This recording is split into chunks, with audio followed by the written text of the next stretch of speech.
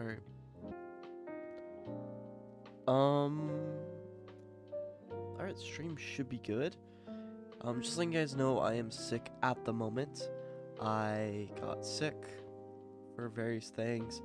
I'm still not sure why I'm sick. My whole body chills right now. You might hear from my voice squiggly. But I even took off from work today. I was that sick. But I still wanted to program a bit. So we're gonna do that today. Let me just check the audio of the stream. Give me like 1 second.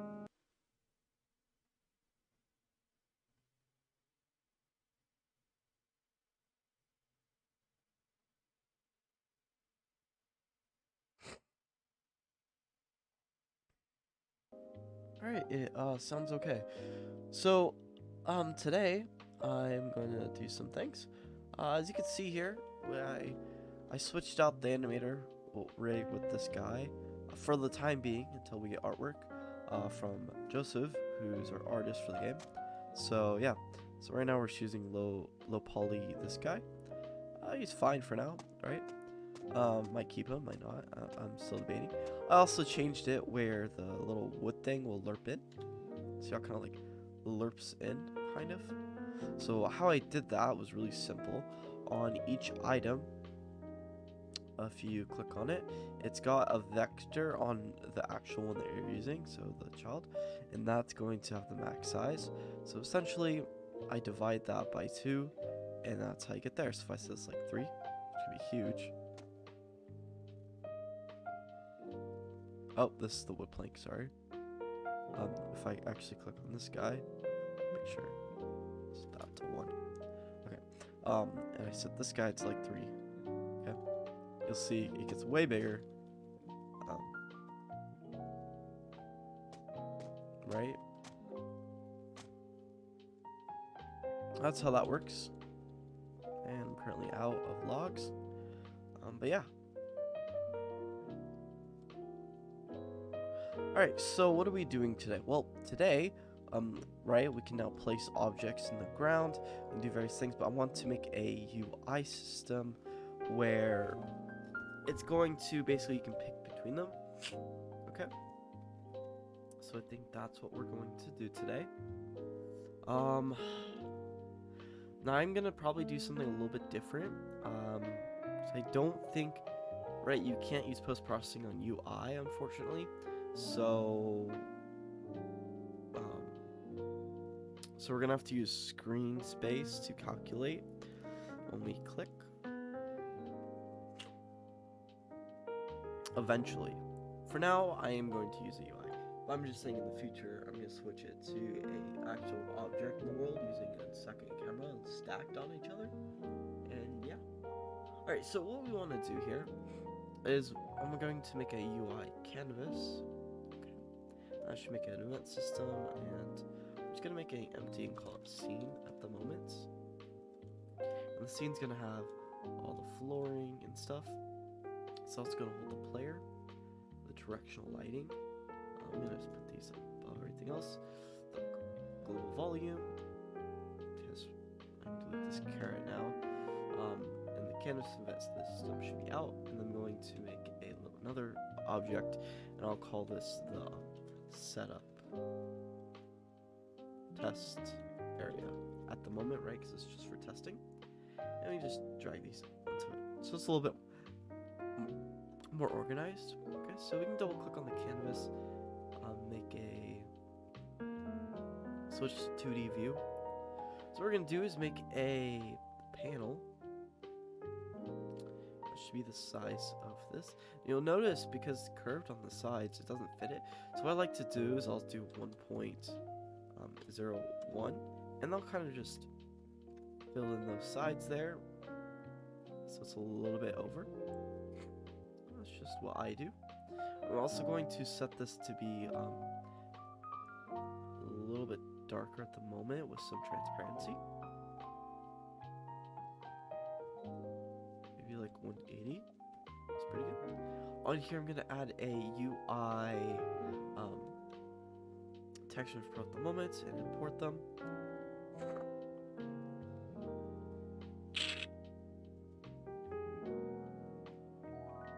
I'm gonna import the extras as well.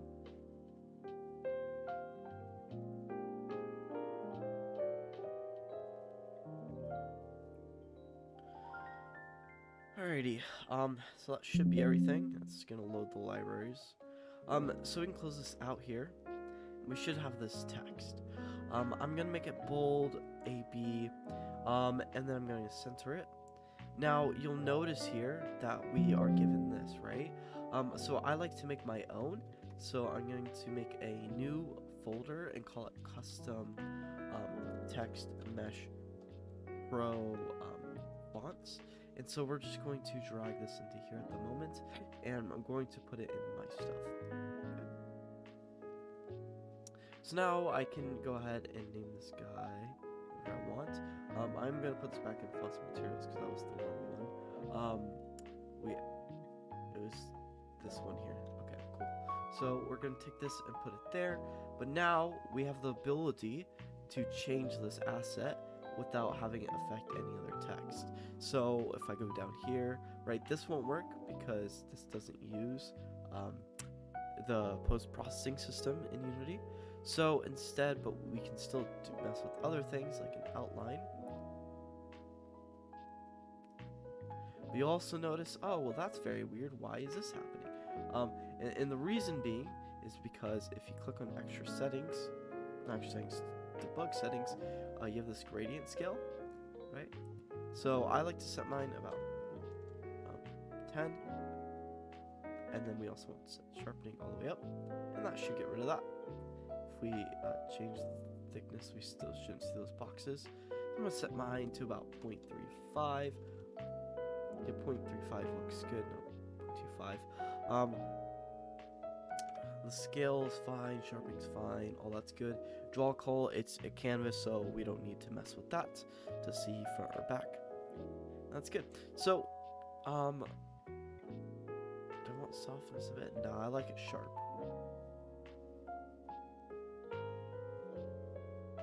Okay, about 0.5 looks good. So let's go to scene view here. I'm just going to grab my rect tool. I'm going to scale this out and then drag it up. This is going to be called our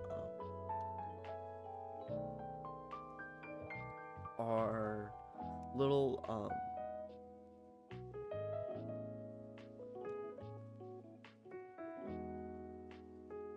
lumberjack village. I don't know yet. Let's see here. What can we call this? Lumberjack menu. Or I guess we can just call this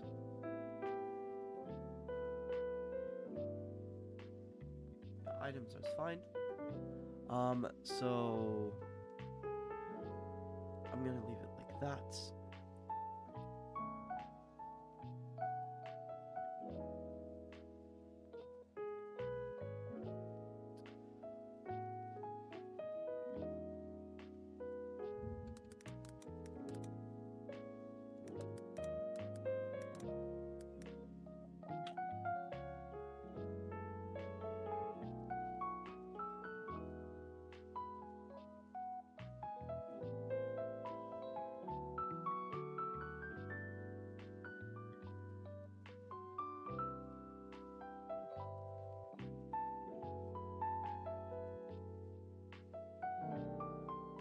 I don't like that.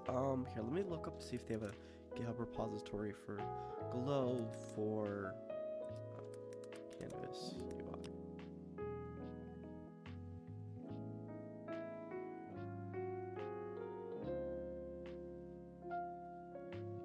Come back.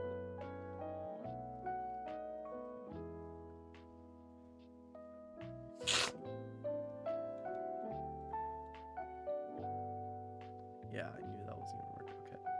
Oh.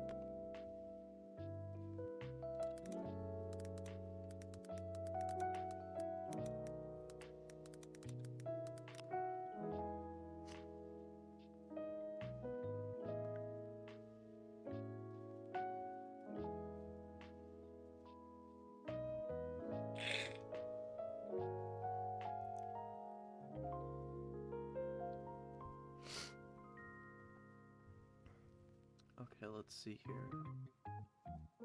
Scale screen size 1920 by 1080.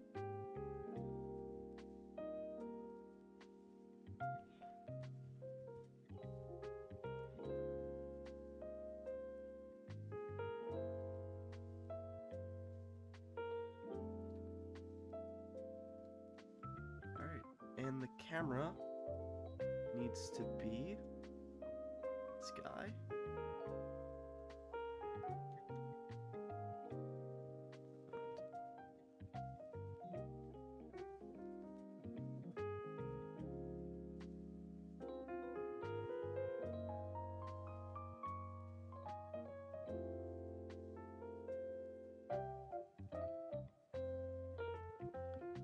Alright, that looks good. Alright, cool. So now this object. Yep, just like that. Awesome. And then on here, should just about like 65. It's a little bit too big, maybe 45. Yeah, okay, 45. Alright, awesome.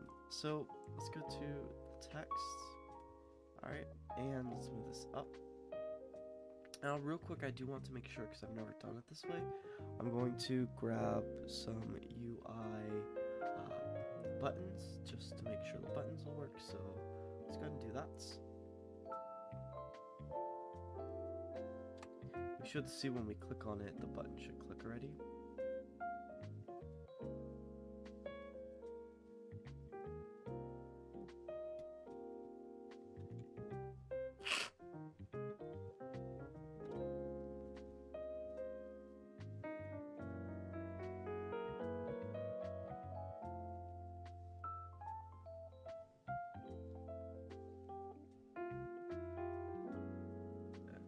About there.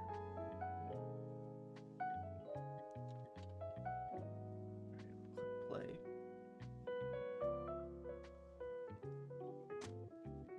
Oh, so real. Okay, river canvas. There we go.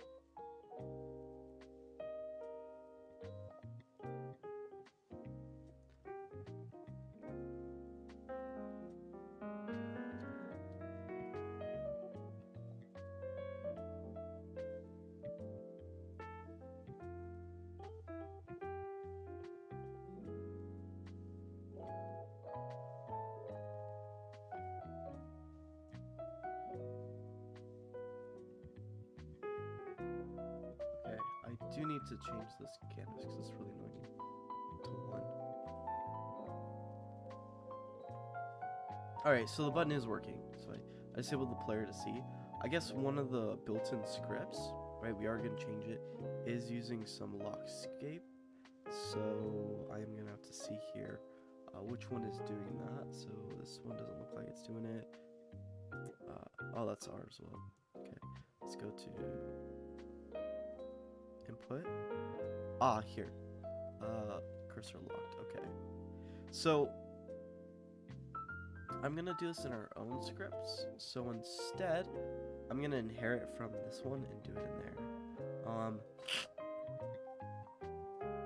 So right, you see cursor locked equals true.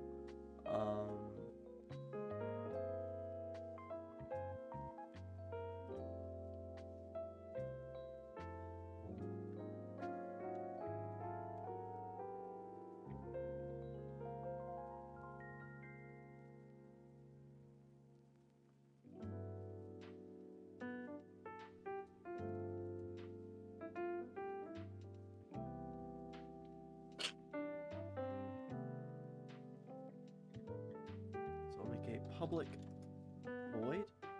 And I'm gonna call this cursor. So what we want to do is we want to grab from the starter assets inputs, right? From here we can grab it.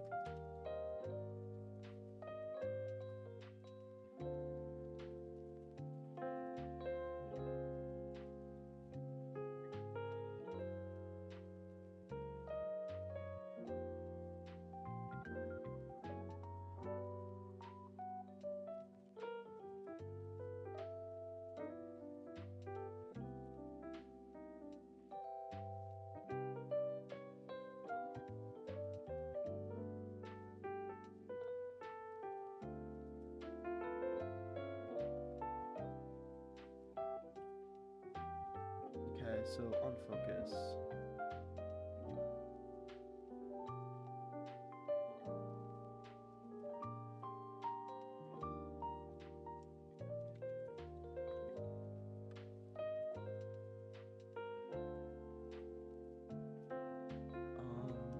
Okay, cool. If I go ahead and then we're going to show the cursor. So we can do cursor.visible.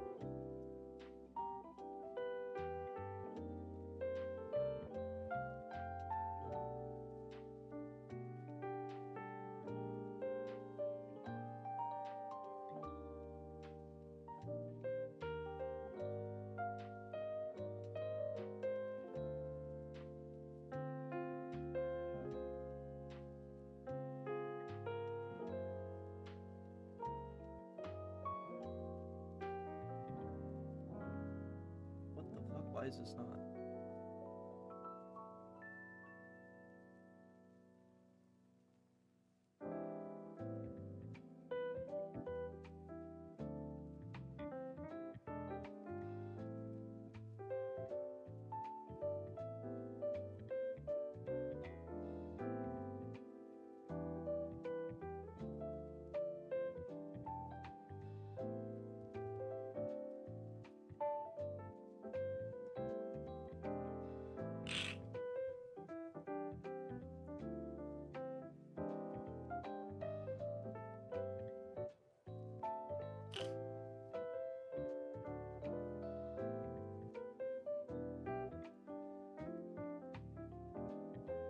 Gotta close this down.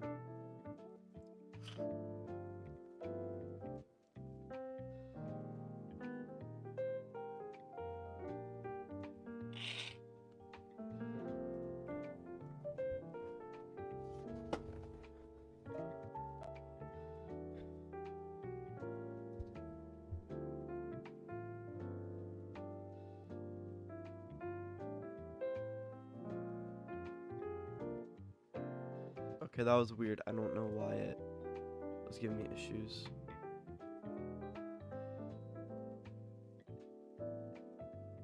What the heck?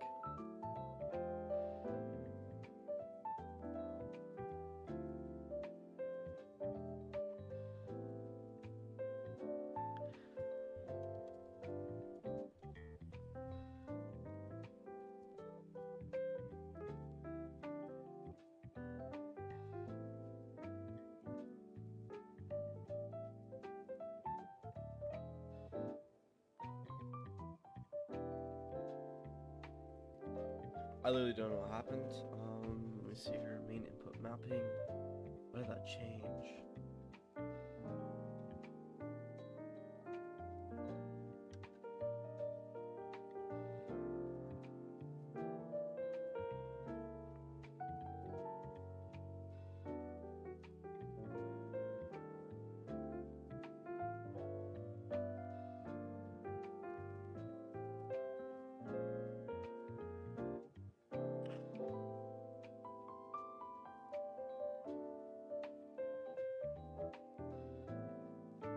Okay, interesting.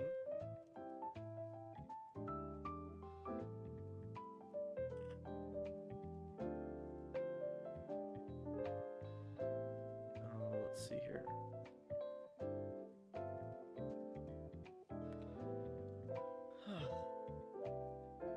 So real. That's a weird error.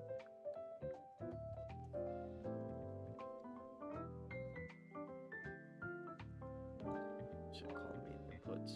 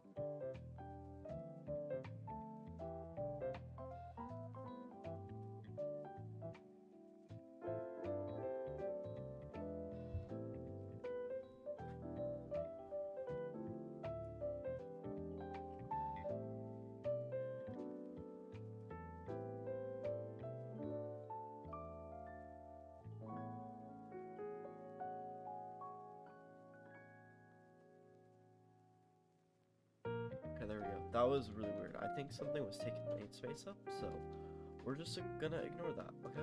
Alright, cool.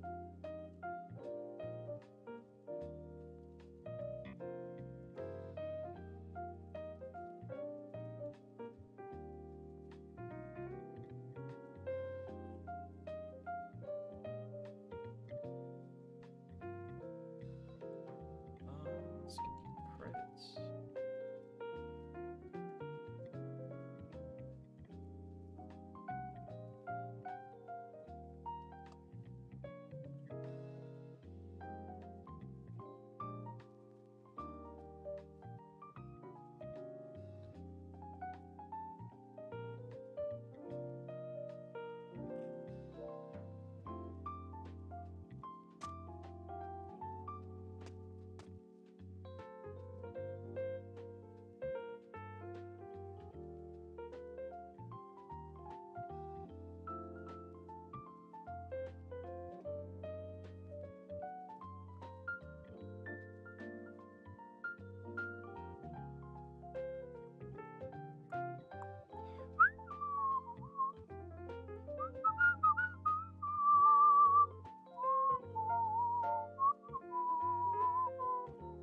Alright, come on.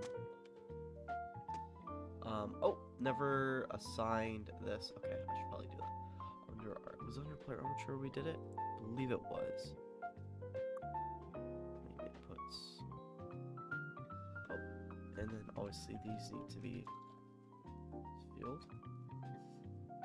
You know, no, this should be on it anyway, so we should just be able to set it directly.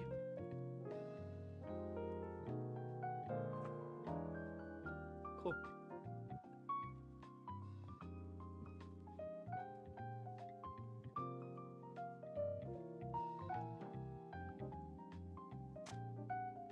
There we go. And then the only problem now is our cursor is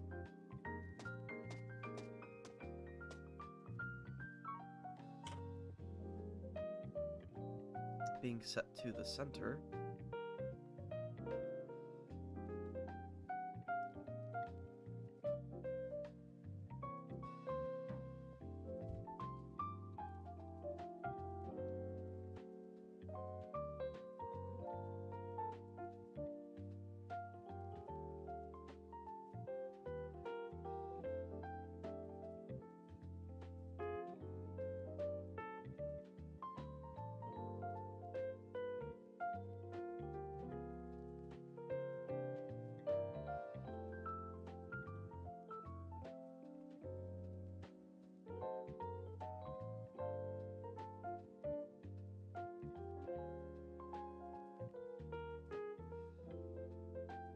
I actually don't know what the fuck. Okay, it was locked. Cursor locked mode.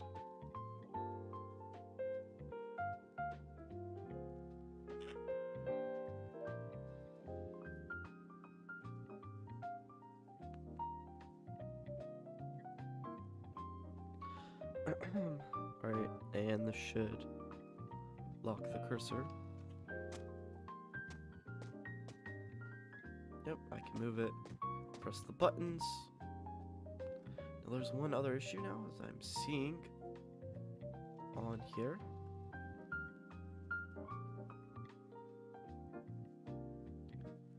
Especially in game view, you can kind of see that.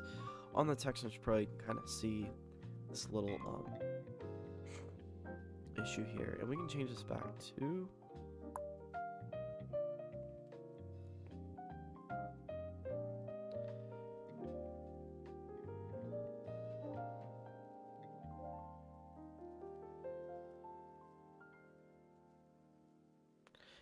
SDS.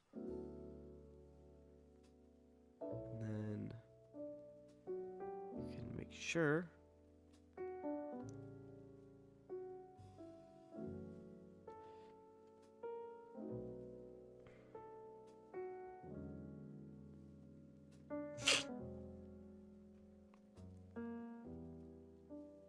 Alright, cool.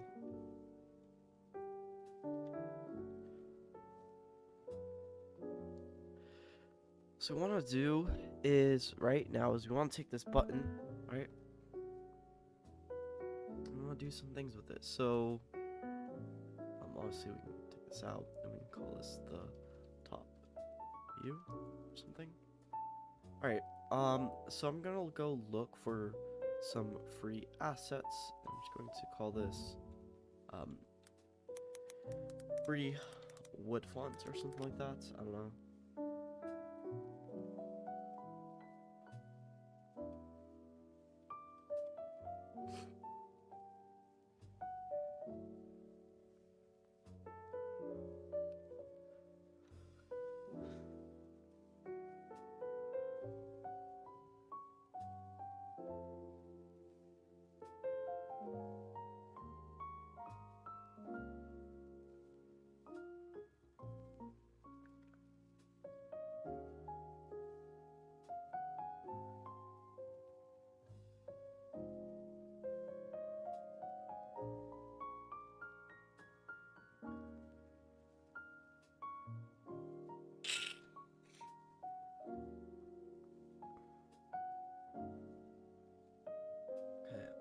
Surely there's gotta be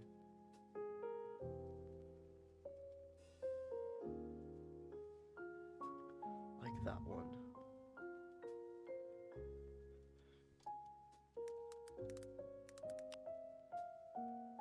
Let's see. Alright, that looks fine.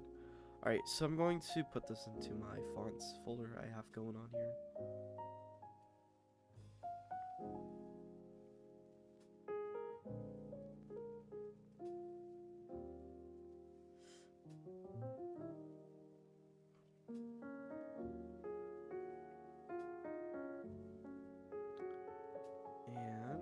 can just go ahead and drag this into here. And now if you right click, create, actually no, it's not that, it's Window, Text Mesh Pro, Font Asset Creator.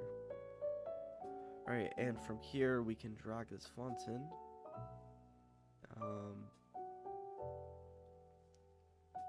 Auto sizing is fine. It's all fine for now. That's what all of them look like. And save. And we can just save it there. Just like that, we have a font. So let's go ahead and drag this one onto it. And that's our font there. So let's give it some HD look here. Let's give it some outline. 0.35.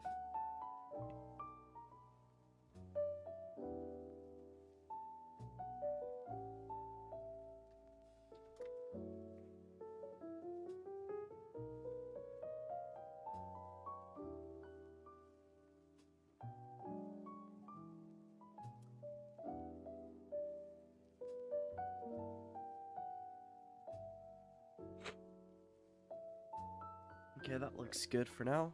Alright, cool.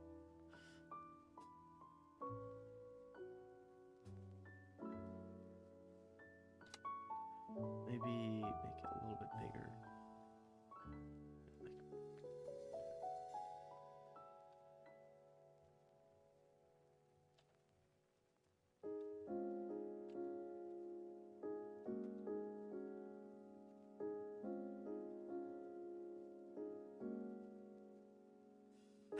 Alright. So we have our items now. I'm just gonna try to get a little bit browner color.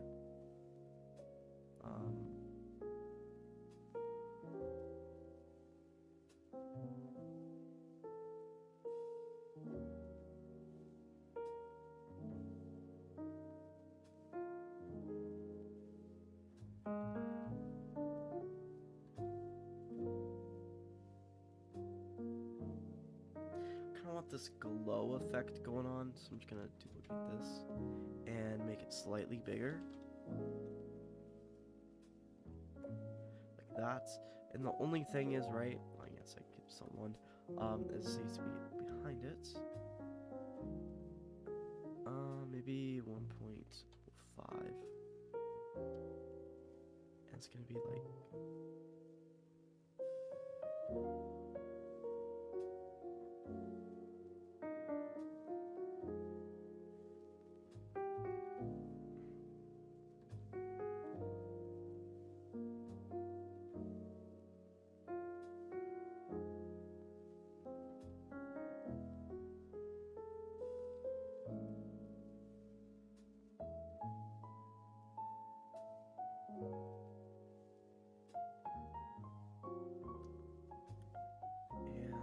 offset it.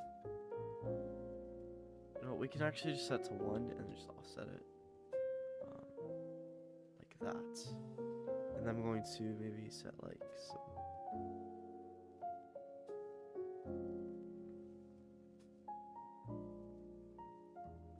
That looks good.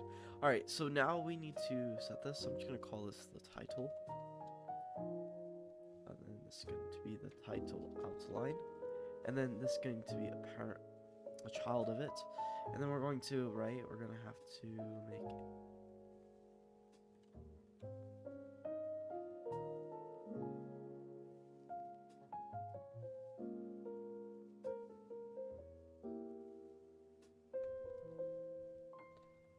Guess this one's the outline, okay.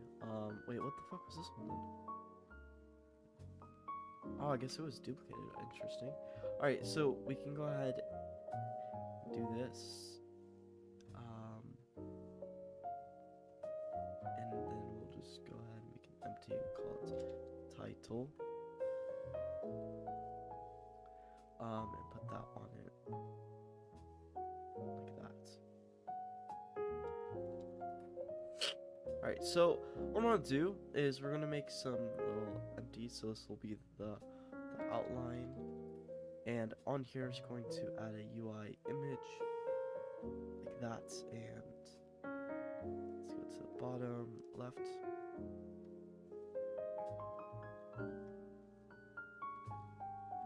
Okay, we're gonna anchor it there.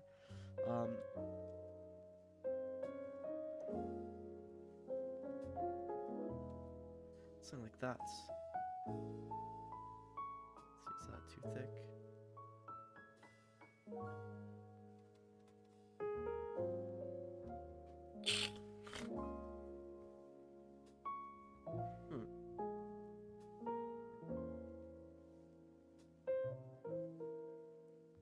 That's weird, because on my screen it's...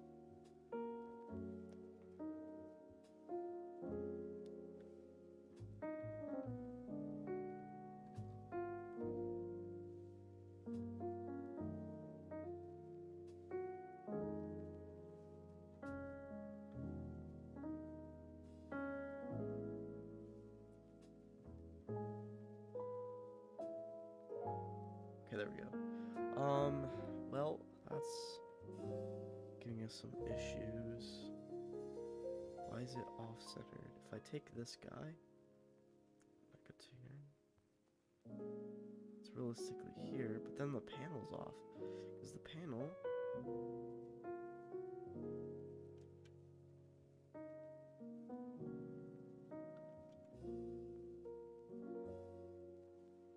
Oh, because the Z, okay. That actually makes sense. Okay, so let's get this guy in the corner.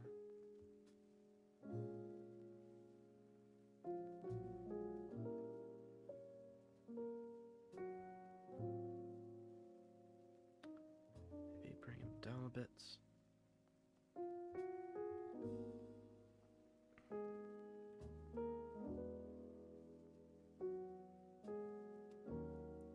Alright, cool.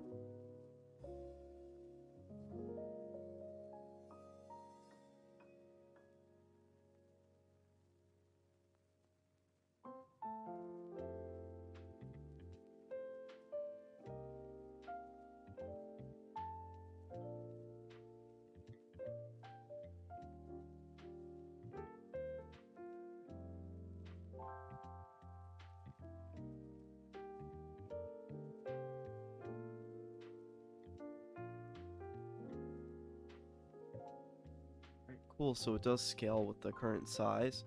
It's exactly what we wanted there. Awesome. Alright, so if we go and we'll see our script, we can just call it in.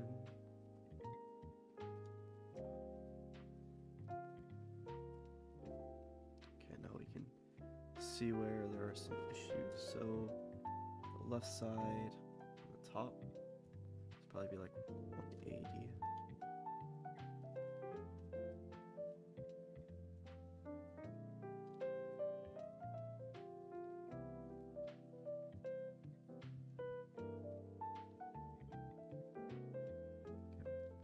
Right side, over a bit.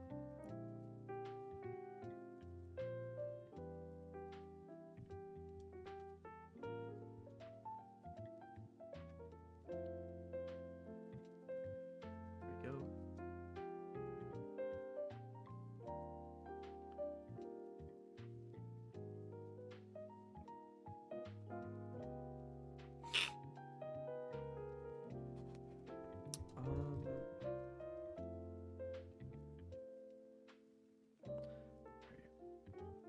Get some brown.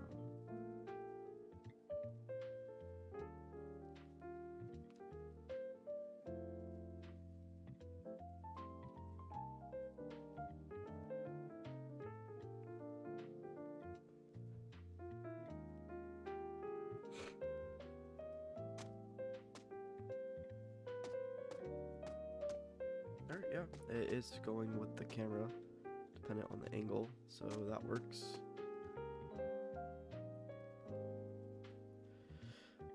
Alright, I'll be right back. I'm just gonna give me one second.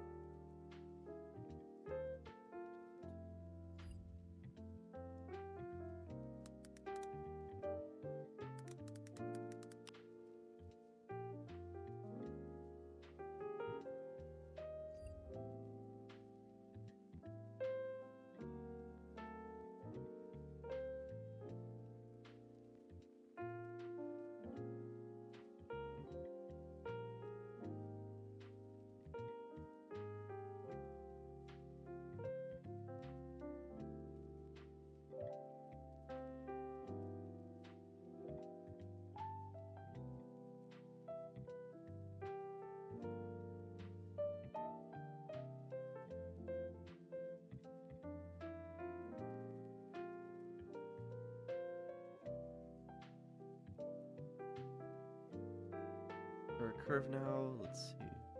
Yeah, there's a bit of one.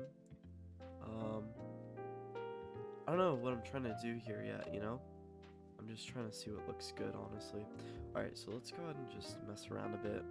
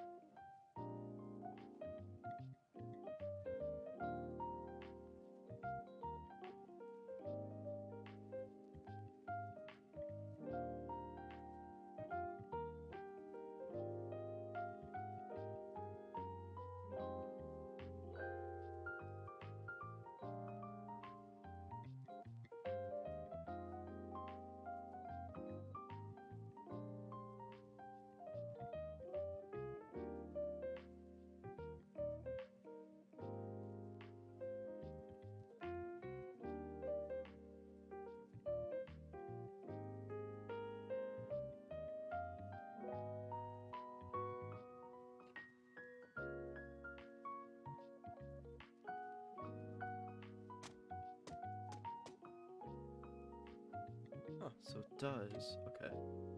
Interesting.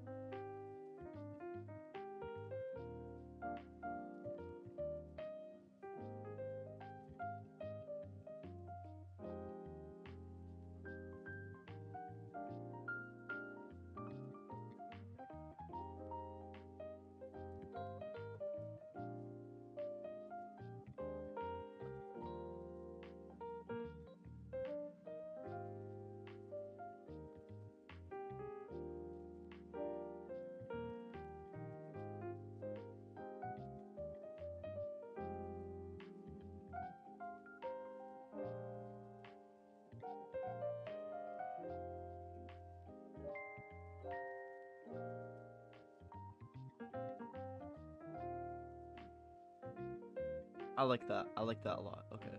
Um.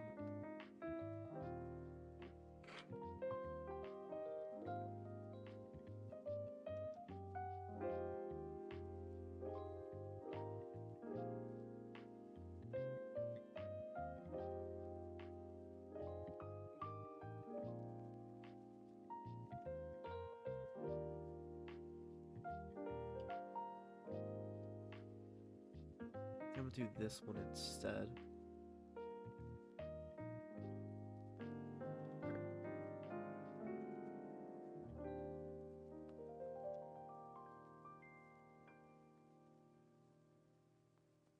Yeah, that really adds to it. Just a little bit smaller because we want to see the top view.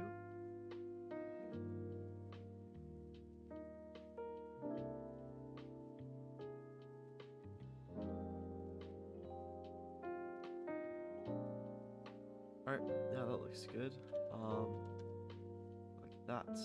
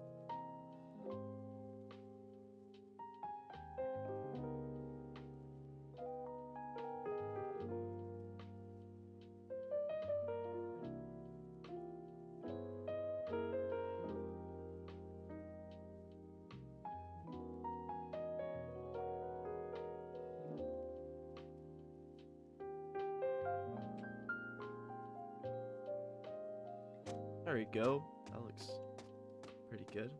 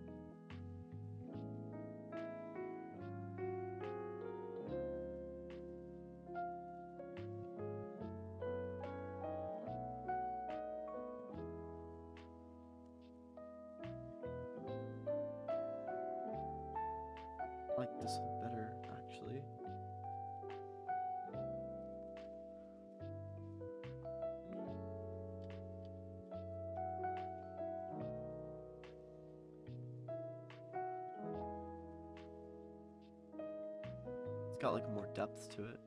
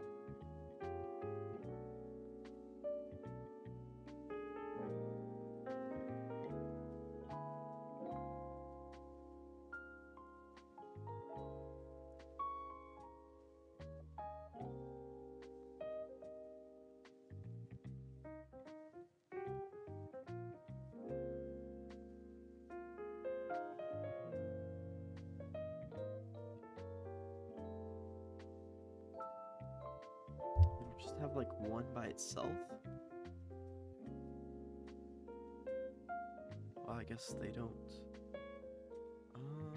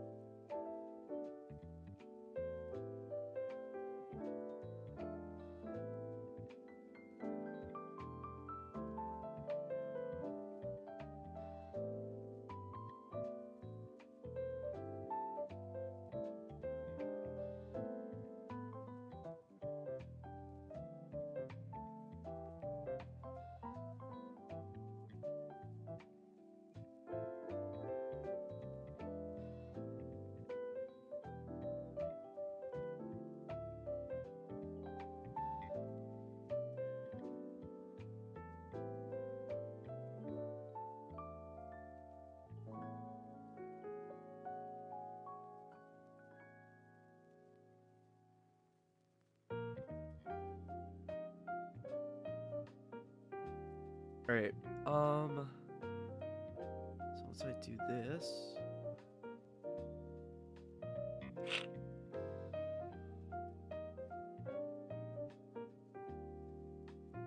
it's about the size of it, right? I think so. Game view. Let's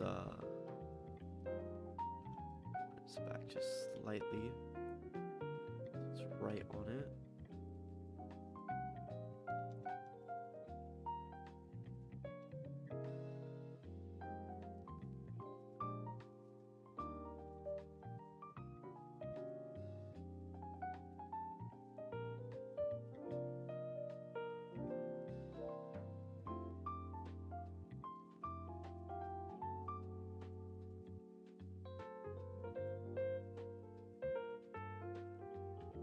That's pretty good. Alright, then what we're gonna do is hide it. Unclick.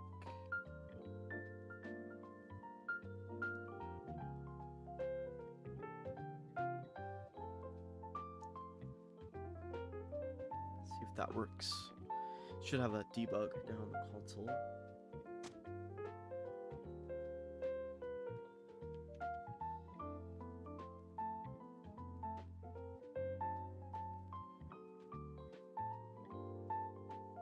No, it is not. Okay. Let's see why that is. It has to be in front.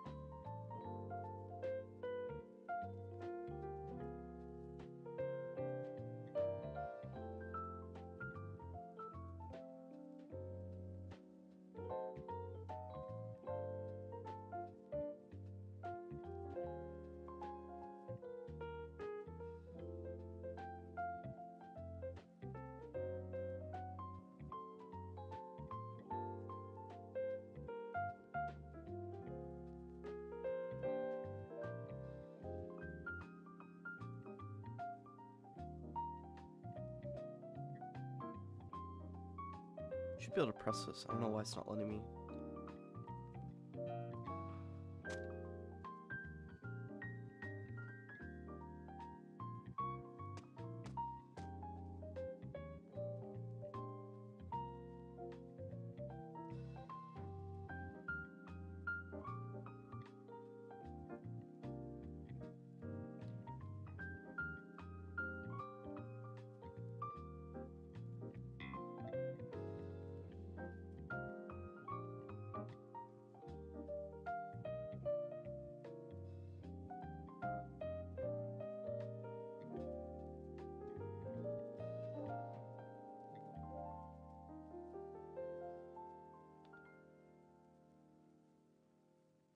Okay, so we're just gonna delete this altogether then.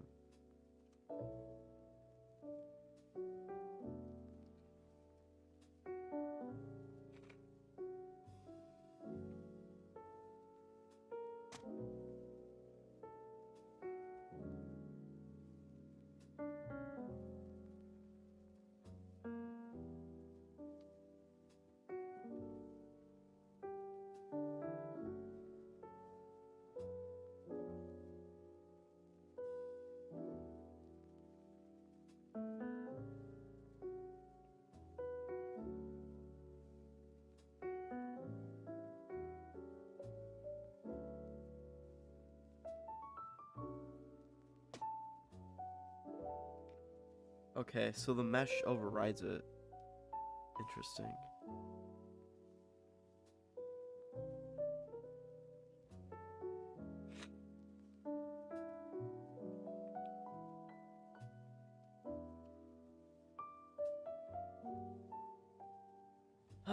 Man, this is gonna be a fun thing to debug. I'm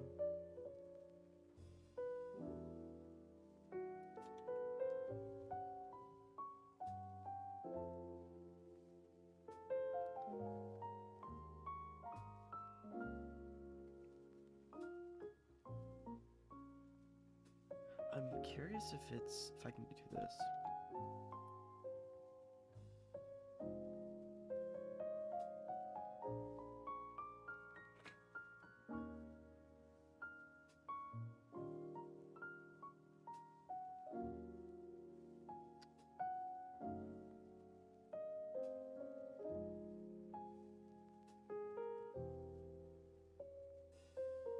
Curious if I can just click the objects, because I've never done that. I've only done it with UI.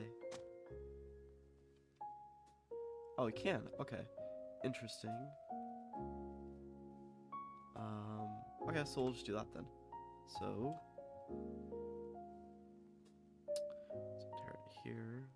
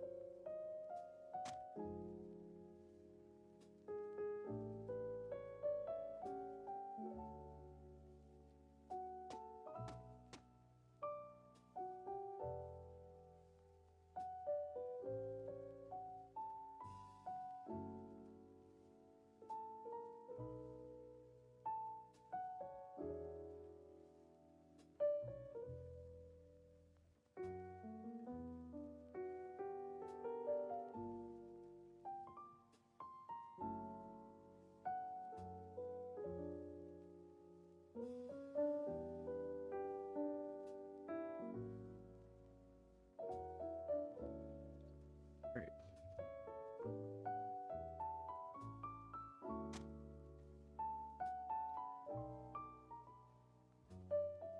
Alright, cool. So they're all working now, so that's cool.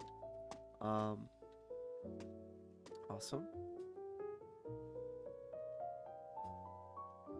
Do you want to fix this issue with the TextMesh Pro real quick?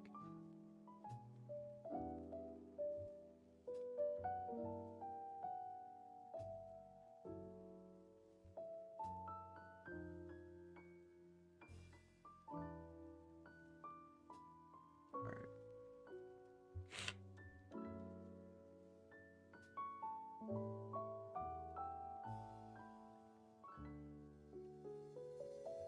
Now I did buy this thing for dissolving, so I'm gonna import this.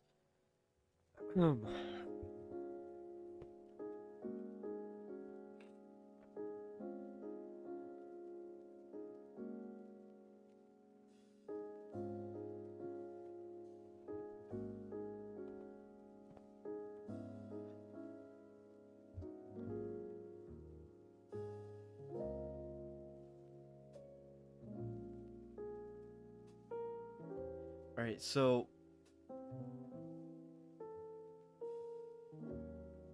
we're using universal, so let's do that.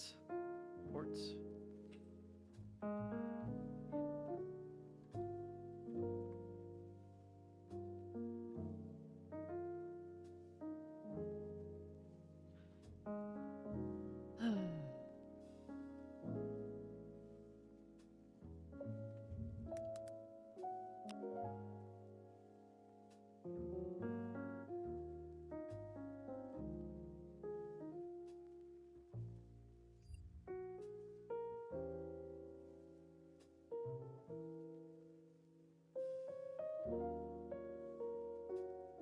Alright, cool.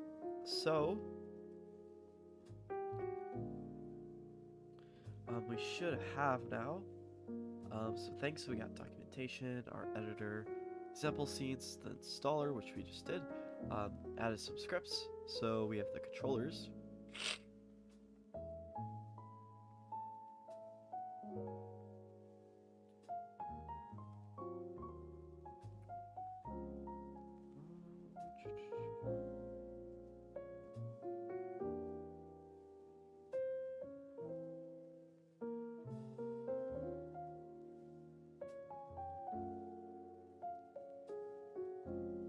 I do want to just see some of the examples I provided because it's been a hot minute since I used these, so.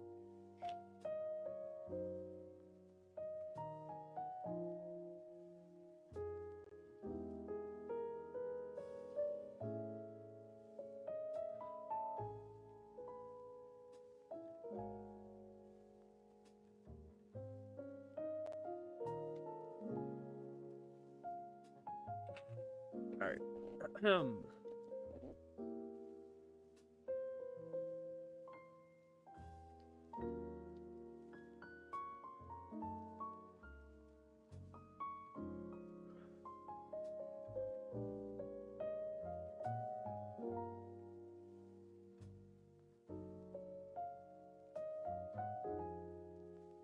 It's kind of cool.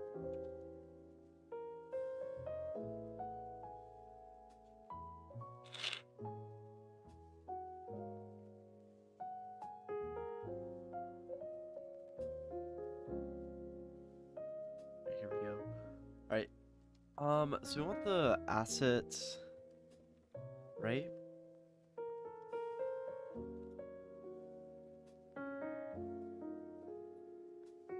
And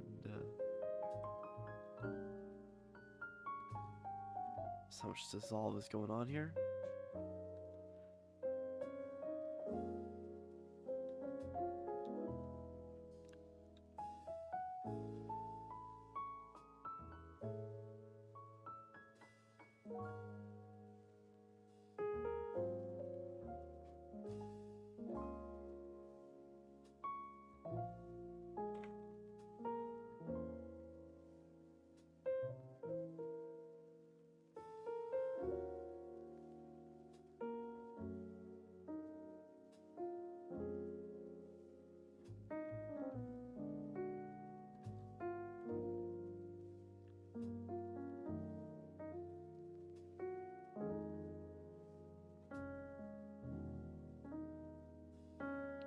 So what I'm gonna do is I'm just going to I'm gonna just make this a prefab. So under here I'm just going to drag and drop it in just so I can reference it.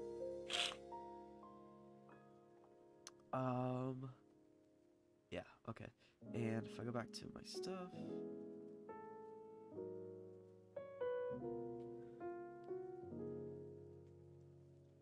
right, we should be able to drag and drop this in.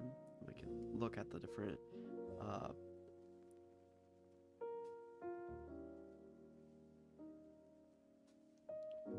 things. So right here's the assets, right?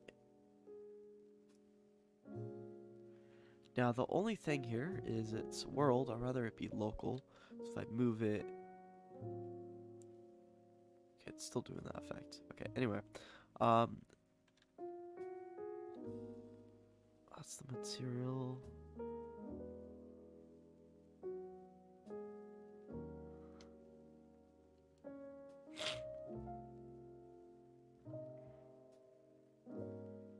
Alright, so let's go to canvas and go to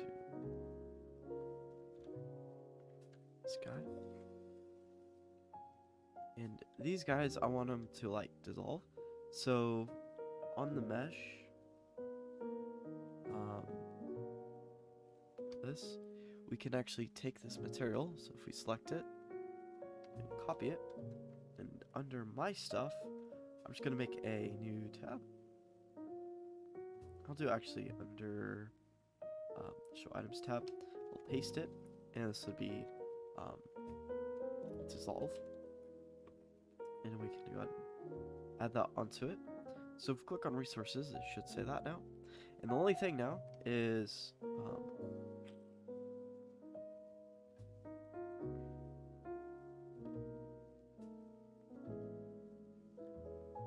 you know what? Probably would have better just to copy this one. Yeah, that's what I'm gonna do. So that way we don't have to use all those things. And let's see here.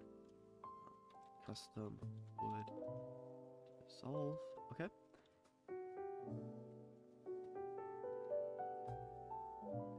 And here we can grab the base map.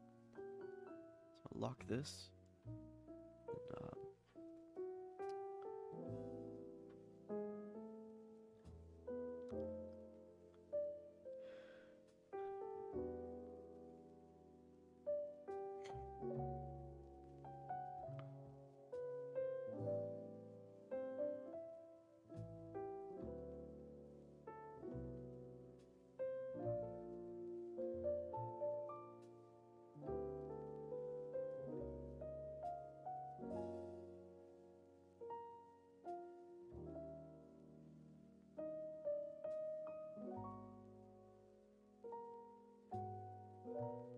Alright, and you'll see, right, the asset. You kind of see that going on. So if we apply this now to this guy, you'll see it kind of moves. That's what we wanted. So we can delete this guy.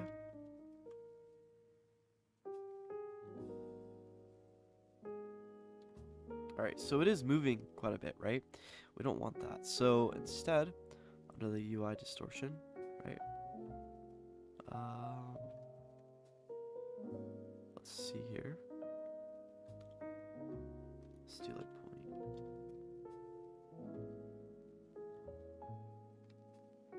Oh, it's still too much. Yeah, that's fine. Alright, anyway. So if we start clipping it, let's see what this looks like.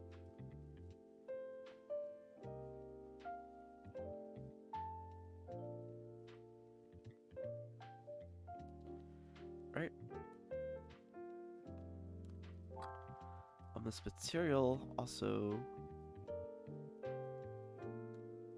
change it back to specular.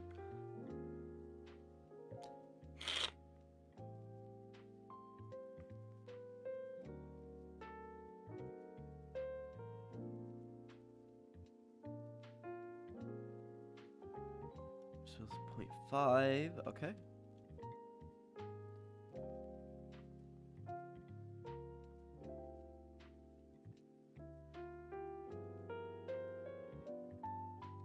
It's 2.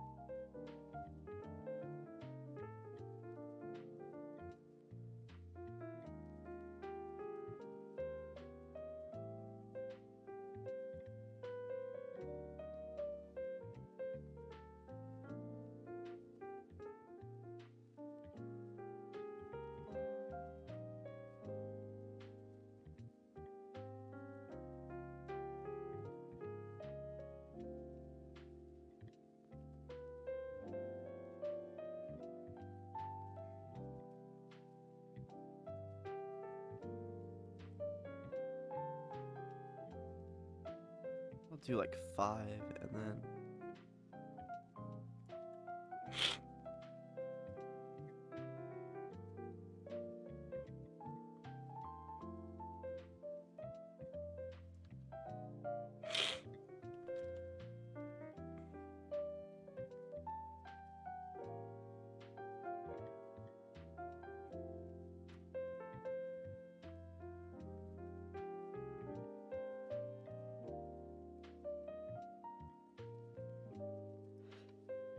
Alright, there you go. That's kind of cool.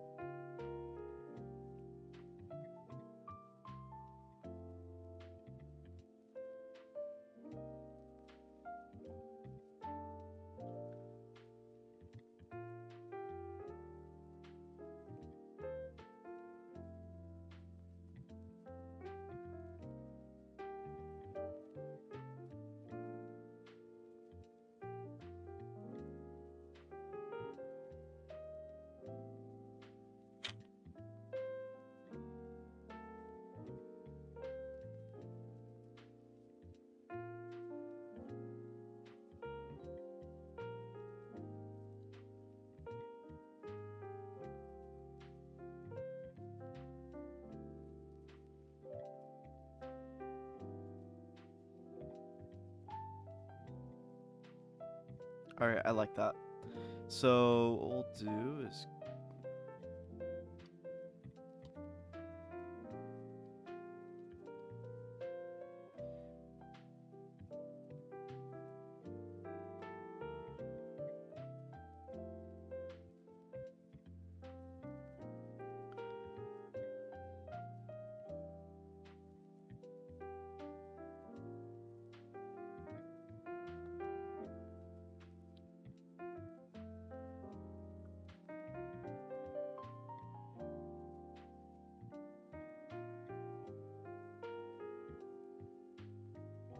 alright, that one I like. Okay. I'm just messing around, seeing which one looks the best, you know? Ooh, that looks good too. Let's try like one.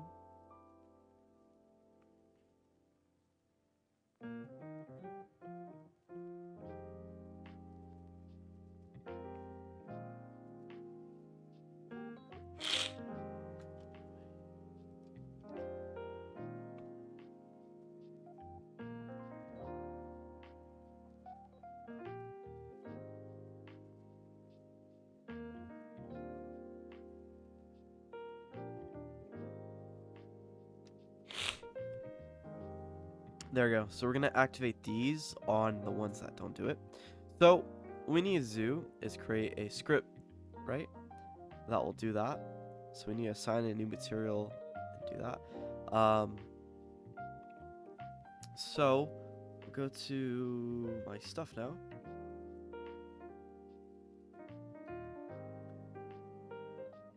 We actually did this one. Alright, on here we can create a new script and we can call these wood tabs. So these wood tabs are going to be what's going to be fading in this material in and out in our script. And again, I do apologize. I am sick at the moment, so my voice does sound kind of weird. That's why. Alright, so essentially we want to call, right? We want to use referencing to go ahead and grab the other stuff. So that script name, right, was on here in advanced dissolve.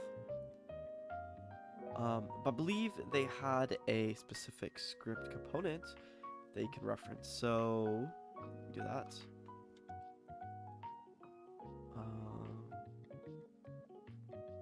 Is this the one? So what we'll do, right, is we'll set the material to be this, right? Right, so resources, and if we go to standard now, you can actually do that. So what we want to do, right, is do every frame, and that's good. I just want to make sure we use the same stuff. So under the clipping, let's just set one. I'm only be using one at the moment. So if we go to this one, I am going to lock this real quick.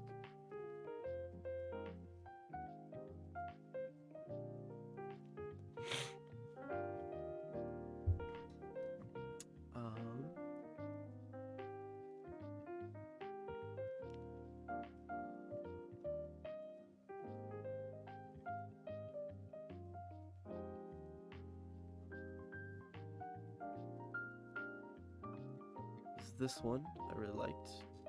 Yeah, because that effect as it moves, right? Um, if we go to our base, we obviously want this to be like orangey yellow color, orangey red color, with some intensity.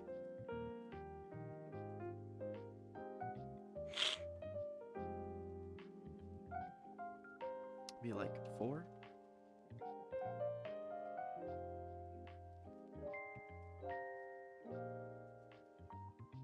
Alright. And then the tiling would be 2 by 2. Alright.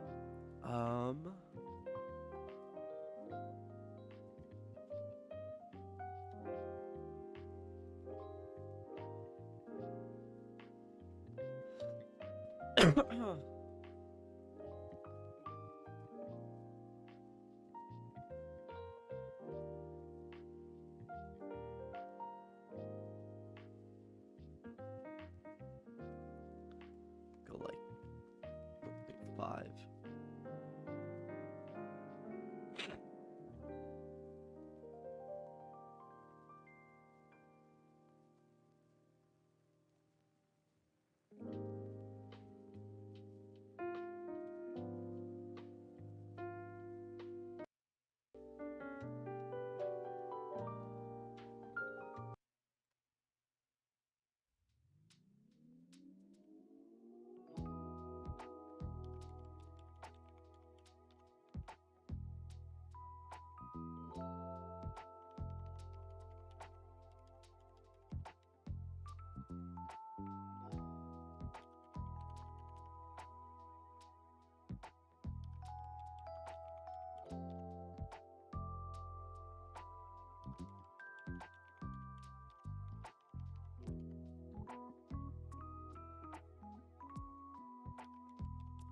Alright, that's fine there.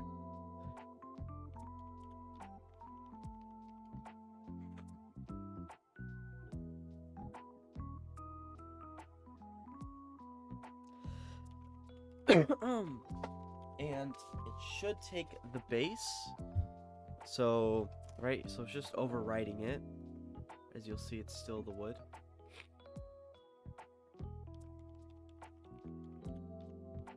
Essentially, we want to lerp this, right? Between 0 and 1.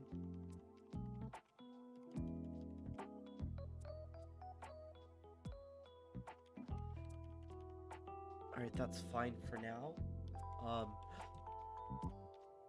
And we're going to set this to nothing. So what we want to do is we want to say on the wood tables tabs, and we're going to close some of these scripts because we're not using them at the moment, right? Alright, so let's open that back up. Alright, so that script component was called an advanced dissolve property controller. So we want to reference that in code. So we'll say advanced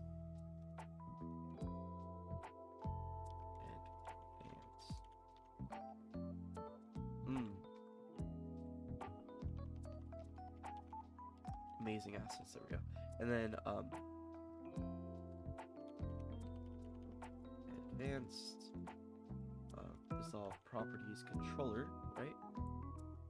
There we go. And we're going to be using the namespace that they provided. So what we want to do is we'll just call it our dissolve controller. And we're going to have a private void awake. And we're going to set dissolve controller equal to this dot game object dot get component dissolve controller.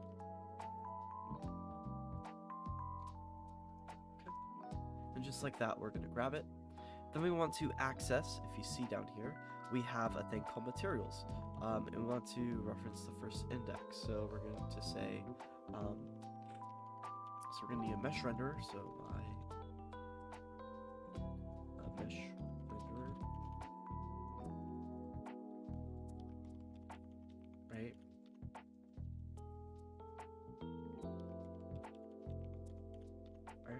And so we're going to want to grab the material, and we're going to say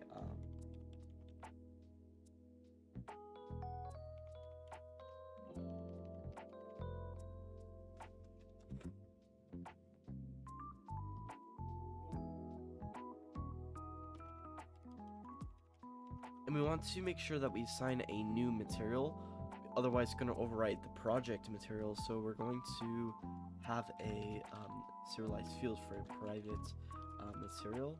We'll call it my dissolve material base, like that.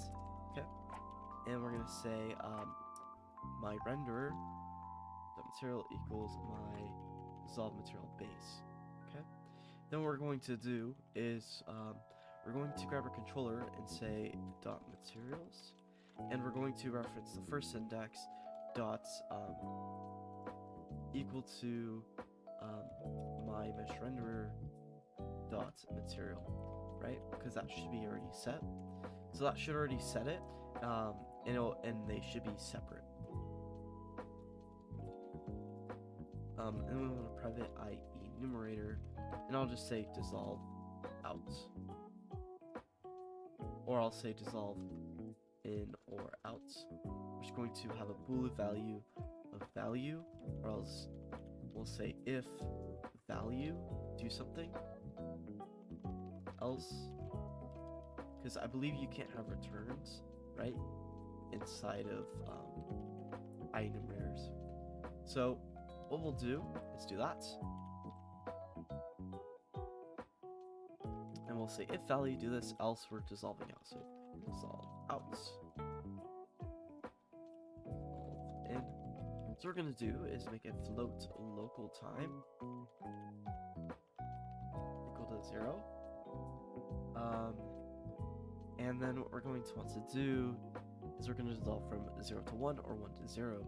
So what we want to do is grab our dissolve controller dot, and we want to reference our standard and then our clip. So we'll say dot standard dot clip equal to 0f, and we want to dissolve to that value. So we're going to say while local t time is less than 1, we're going to set local t time plus equal time dot delta time divided by, and this is going to be another variable.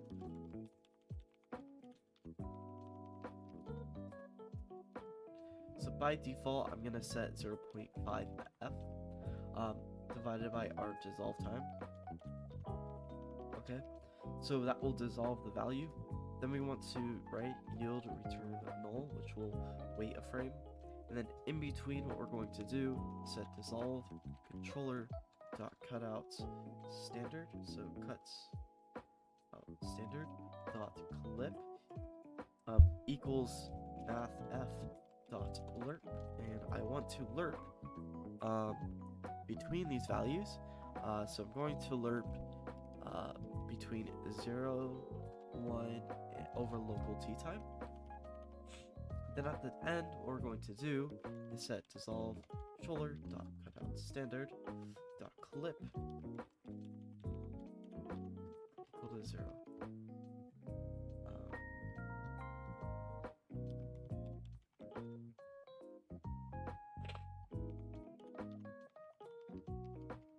Then what we're going to do is that should be everything. Copy this, put it down here. We're going to set to 1, and then we're going to go ahead and lerp from 1 to 0 this time. Alright, so I'm just going to see this in code, yield return. Wait for seconds just to see it working. And I'm just going to, we should see this. So start coroutine, dissolve in or out. And we're going to dissolve out, so I'm going to say false. There we go.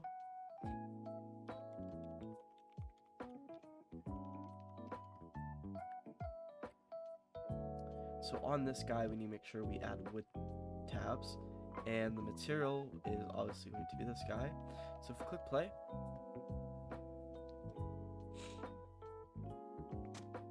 and there you go, it dissolved.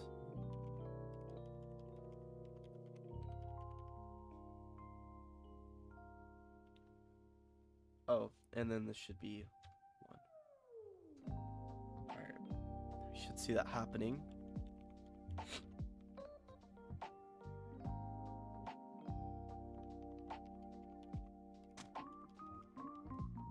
Alright, there we go. And so if we add this script to the other ones,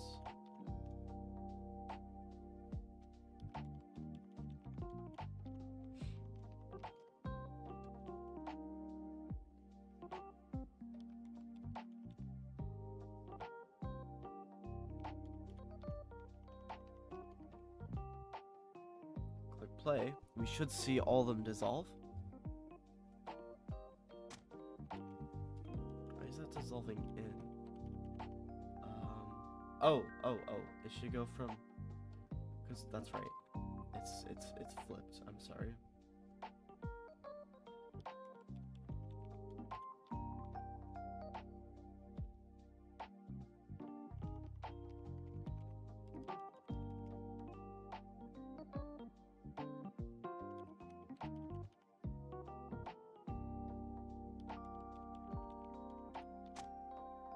There we go.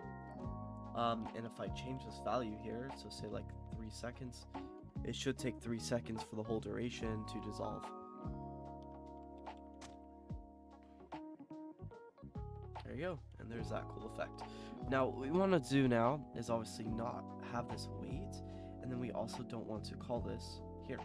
So instead, we're going to have a public void dissolve in or out, and this is going to call that this code now.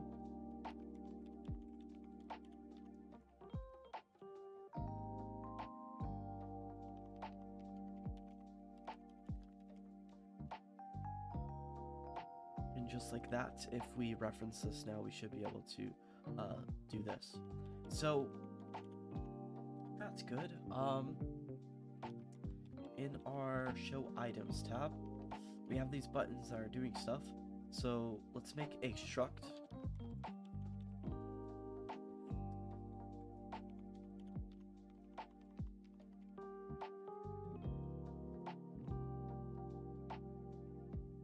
No, I'll do class.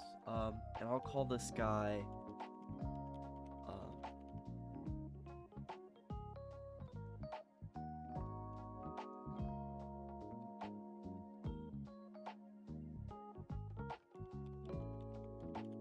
so we're gonna have a list of wood tabs, and each of these are going to have a private text mesh rows assigned with it.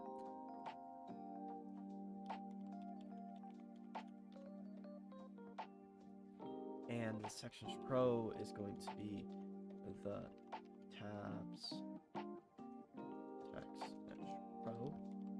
And then we're going to have a serialized field for a private string, a name of wood tab.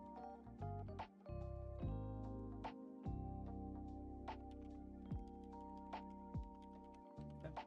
So we're going to have the string of it. We're also going to have a serialized field for the private game object. I guess we can just say wood tabs, and we'll call it the wood tab. So now what we can do is make a serialized field for a private list. We're going to make a list of wood tabs, and just like that should be good. So we save this. We should see this inside of Unity. Oh, I never named it. Not bad.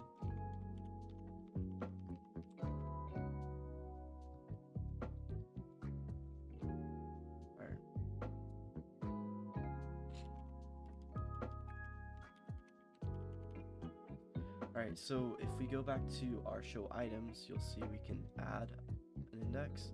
Each of them will have these things associated with them.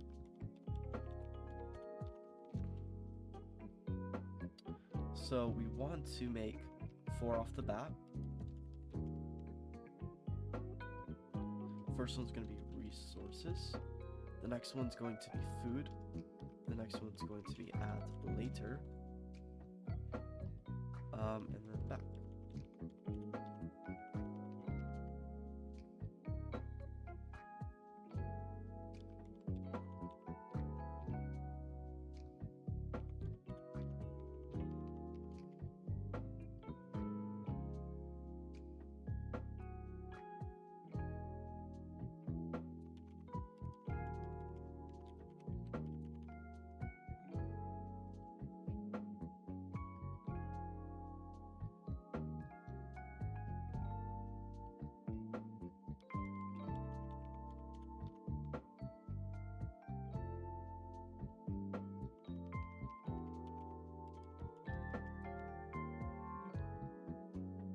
Alright, and that has them all referenced.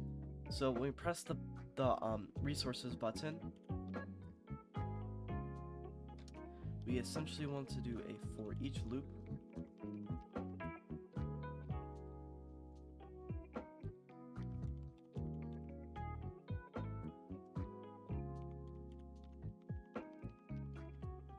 We say for each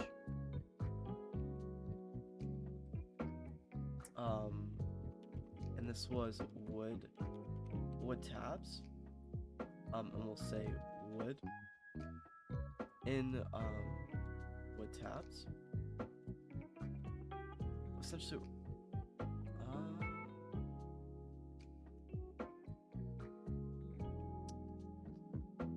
wood tabs.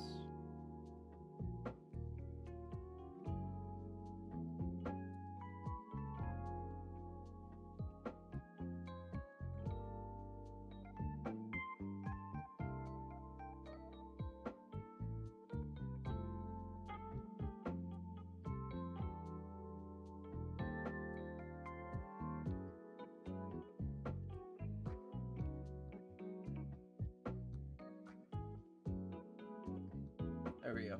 Alright. So for each wood tab, I'm not talking about wood tabs. It's gonna have wood tabs.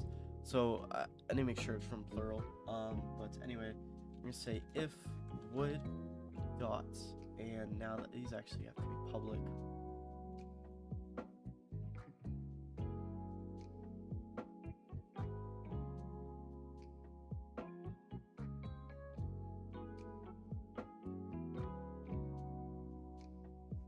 Want to reference the name of wood tabs equals. So when we press the resource button, we essentially want to remove back, add, or food.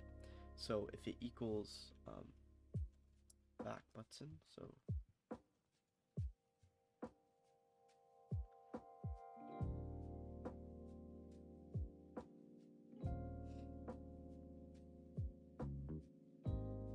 back, or wood dots name wood tabs equals add later, or wood dots and wood tabs equals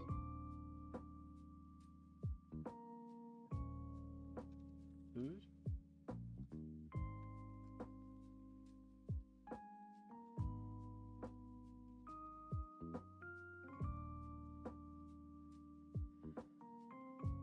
Resources. Alright. We also want to, before we do this, make a counter.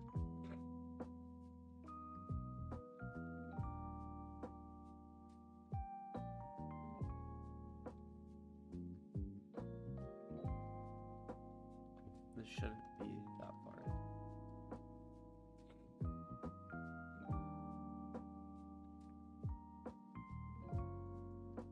Alright.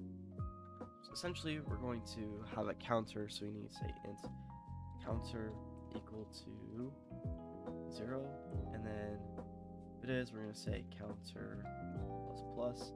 Then we're going to say if counter equals is greater than or equal to 3, then we're going to break.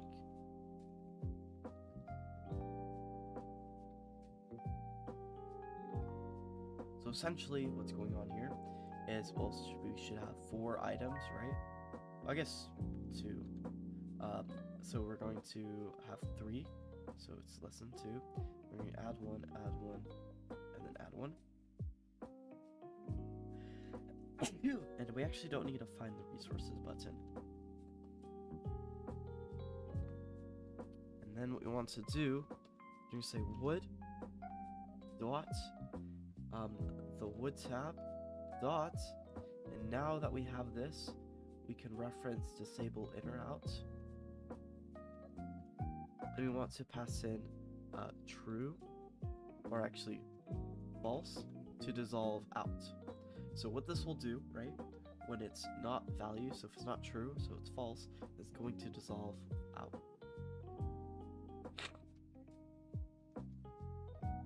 And there we go. And once that's done, that should break no matter what. Once we've found those items, and yeah, so that should happen when we press the resources button.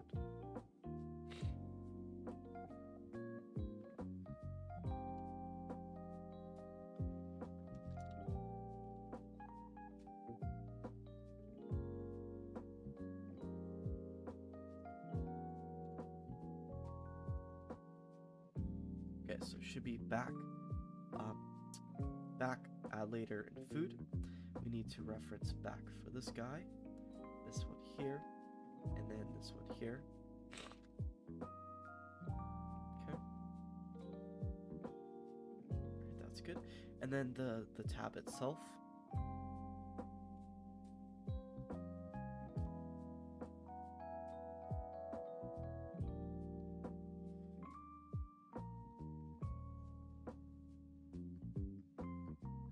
Alright, awesome. So if we save this, click play.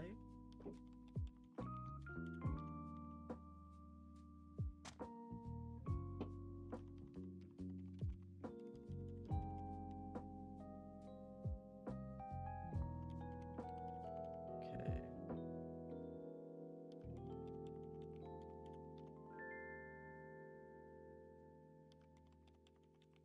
Oh, and then, oops, too lower, my bad.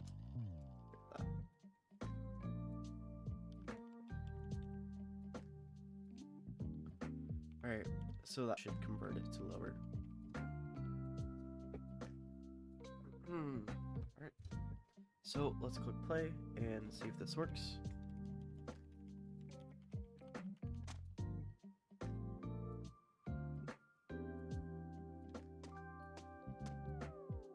Not too sure why that was happening. It also didn't get back. Alright, so just real quick.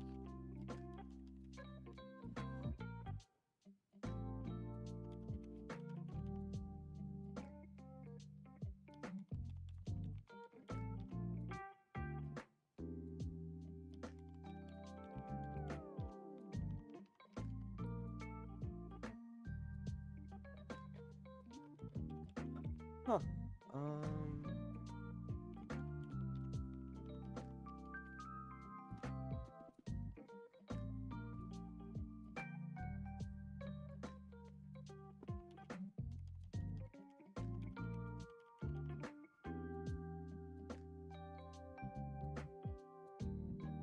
Not too sure why I didn't grab this guy.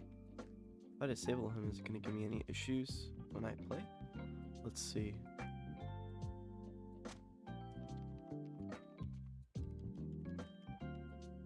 No, it didn't. So it didn't even find him. Interesting. Let's see why that is. We go to show menu. 1, 2, 3, 4.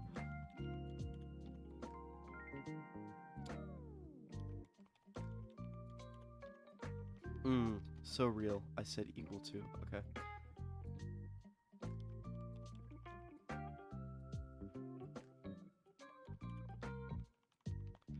That's why I was never actually getting to the back button.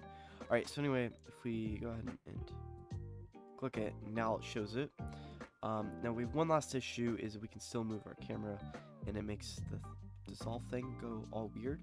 And the reason that is because it's in world space. So if we click here, I'm gonna make all these local.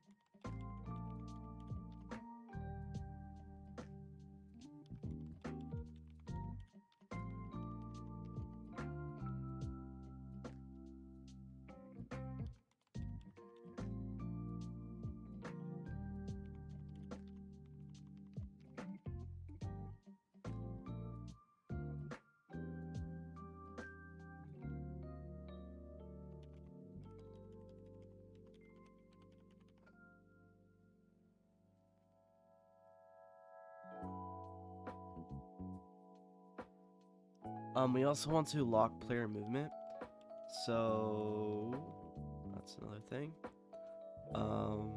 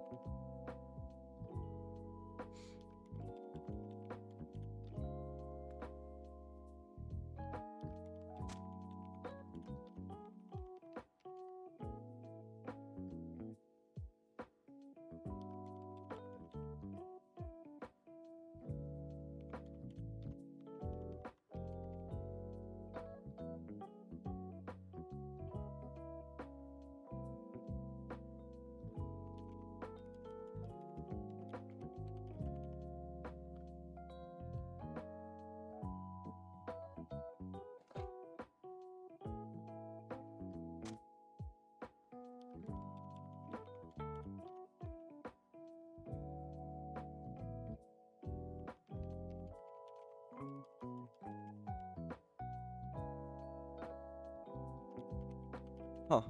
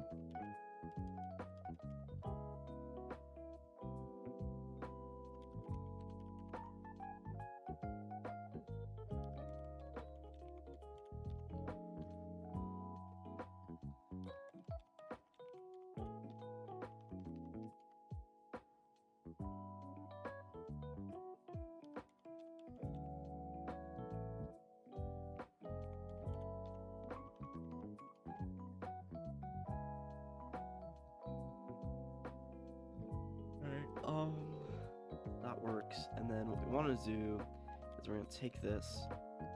We want to lock the player.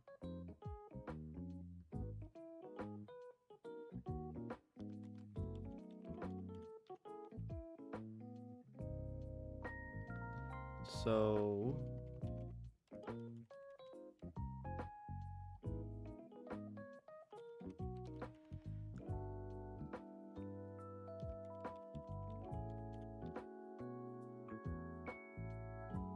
we can lock the camera position.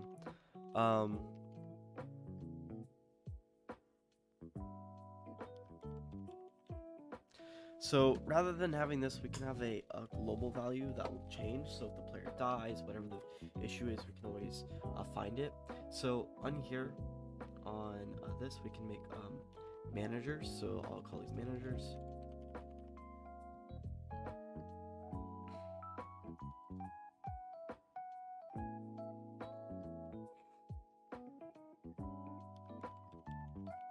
So the player stats will have reference to the player controller, the player, maybe how many resources they have. So it's not tied to the player. So if the player dies, we can have reference to all these. We don't have to like do anything like setting the values and switching them out. So it's better to have them on a third-party variable like this or object. So we'll have here is we'll have a these will all be public. So public, and what we want to reference is on our player we have a thing called third person controller. So if I lock the camera position, you'll see that I shouldn't be able to move, right? And now it's just moving with the player's movement. So we'll do that. So we'll do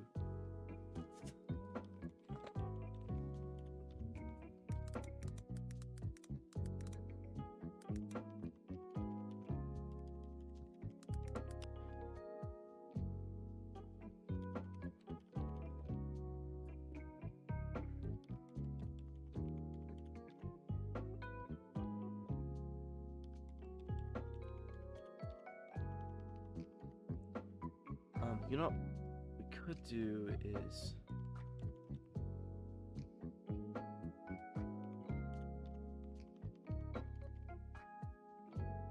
Hold up, let me make one thing real quick.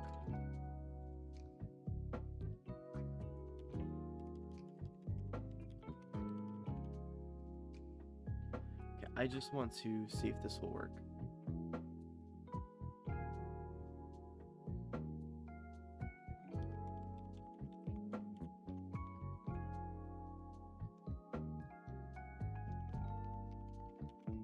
Alright, and...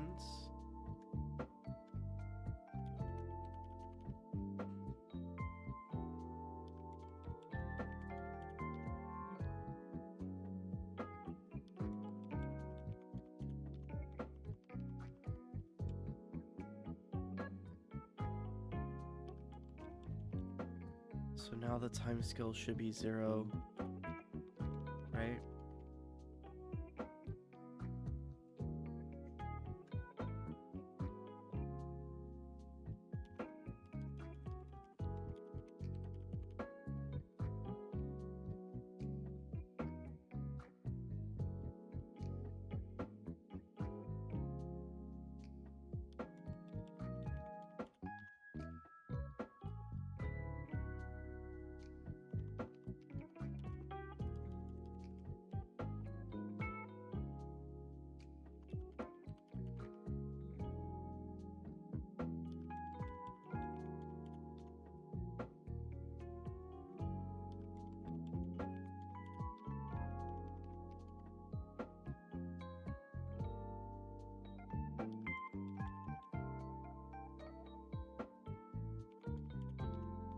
And now,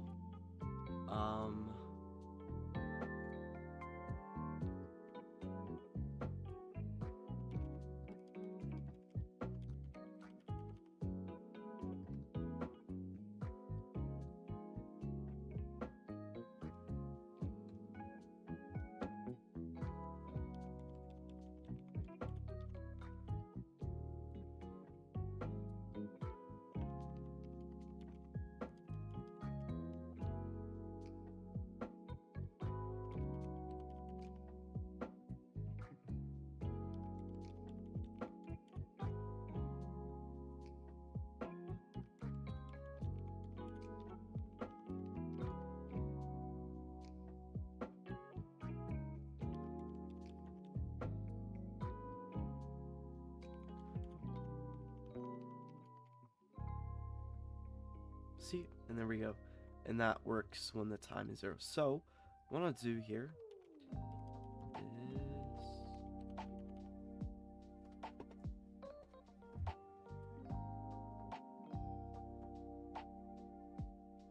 What?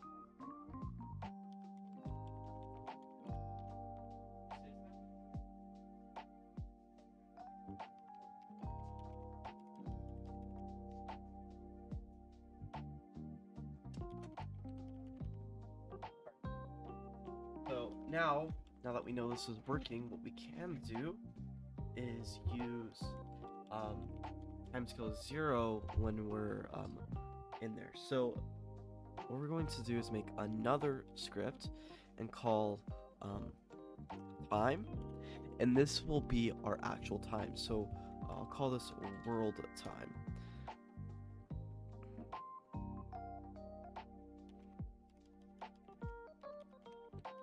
So if I set, for instance, the time to be like 0.5 or whatever the value is, we can do that. So I'm just gonna open this up.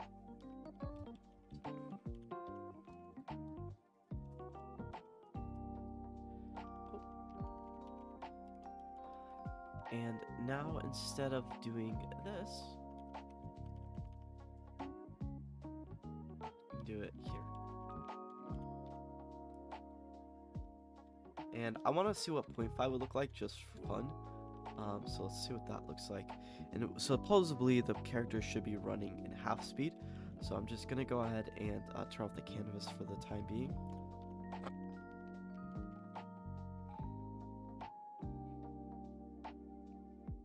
So now, if the player's moving, see time is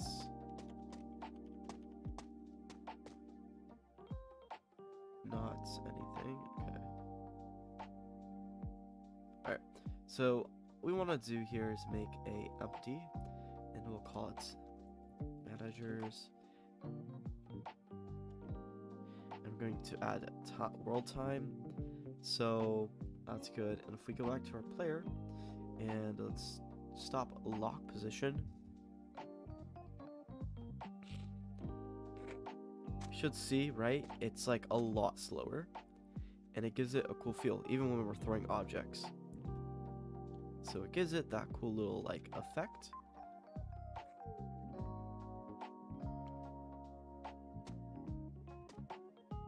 And everything's like slowed down. It gives it that cool effect look, you know? So that's how we can change that. So now what we want to do is have set, because we want 1 to be set by default. So set normal speed, but we can also change this. So if I put like 2, it should be 2 times as fast inside of Unity. So let's go ahead and try that out.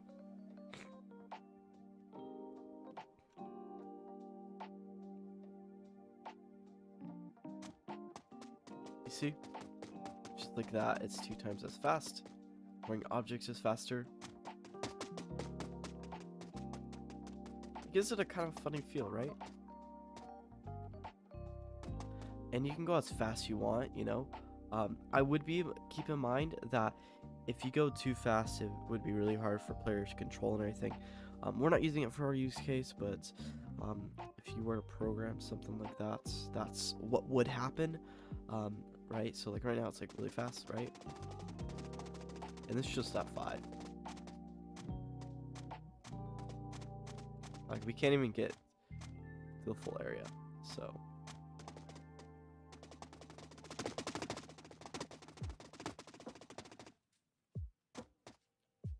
Right? It's kind of cool though, but because it's like in real time, you know? Going like speedy fast. So that's how that works. Right now we're just gonna set it to 1, and then we'll have a public void set time, and this is going time speed. It's going to take in a float value, and this is going to be time. Now, just in case I do negatives, we're going to grab the absolute speed of this. So we're going to say time equals math.abs time. So grab the absolute value, always positive. Then what we're going to do is we're going to say time dot delta time equals time. So this will go ahead, or sorry, time scale, and this will change the time dependent on that. So let's say we have a animation. We can say private void animate time. So it's gonna take in a float of duration, and then another float of let's say time. So we're going to have to do a couple things, but we'll have a private i.e. numerator, and this is going to take in time to get to that. So we're gonna say animate time i.e.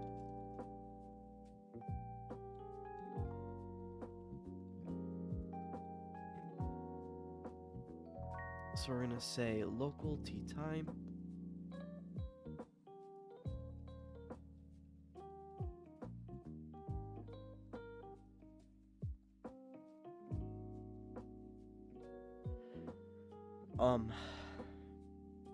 we'll say local t time plus equals time dot delta unscaled delta time, and we're going to divide that by the duration. Then we're going to yield return null, and then we're going to go ahead and say time dot time scale equals mathf.lerp, and we're going to lerp between 2 values. This is going to be our current time, so we'll have float start time, and we're going to set this equal to time dot time scale. And so we can put in start time, our time, and then our local time. So this will do that and divide it. And then at the end, we want to make sure 100% if it doesn't divide perfectly that we set time dot time scale equal to time. So what's left? Well, we have to call this, so we'll say start coroutine, animate time e.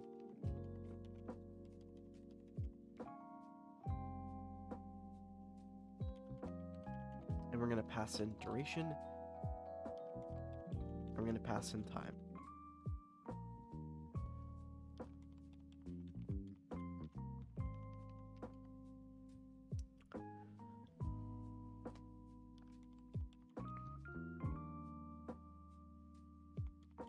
So what we're going to do is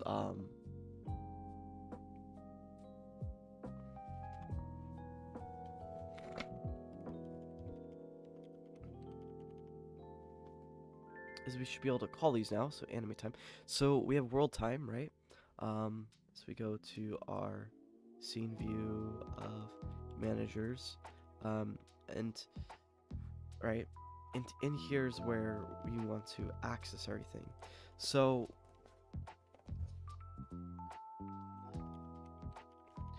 what we want to do is on here, we'll have a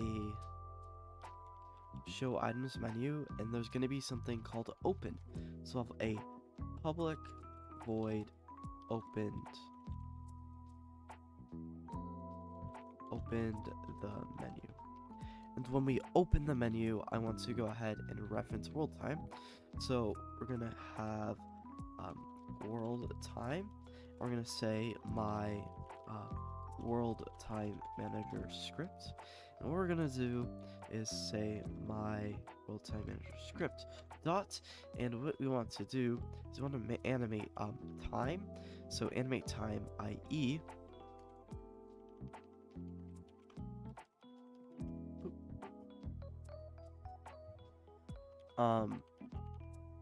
So animate time, and we want to pass in a variable. So our so we can make this public. So we'll have a serialized field for a private float, and this would be our transition to open time. And essentially what we can do with this is we can set this to 0.5f by default. We're going to pass in, right, because it's going to take a duration and time. So we want to do this, and then 0. And then we'll have a value. So we'll say if value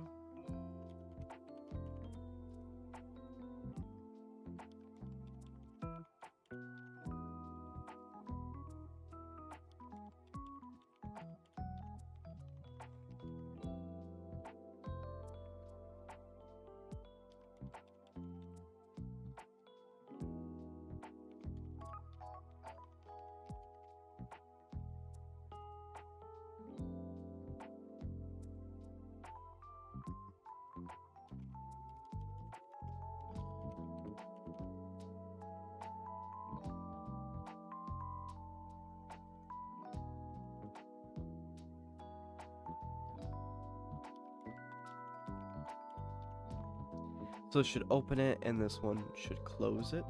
So that's how that works.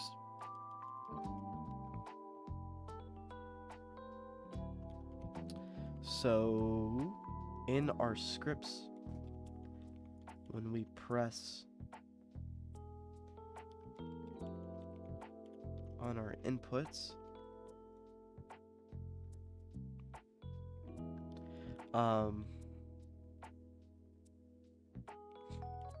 so we're gonna have a bool value. So you can just be like if cursor. Dots. Lock stake equals customer dot confined. I guess equals false. Then we're gonna do this.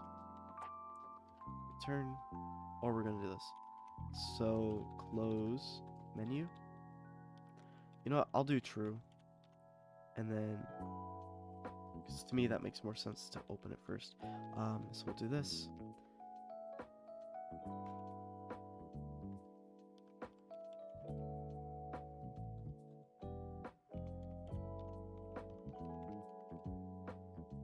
Dot locked. Okay, so this will do that. Then what we also want to do is call our show items menu. So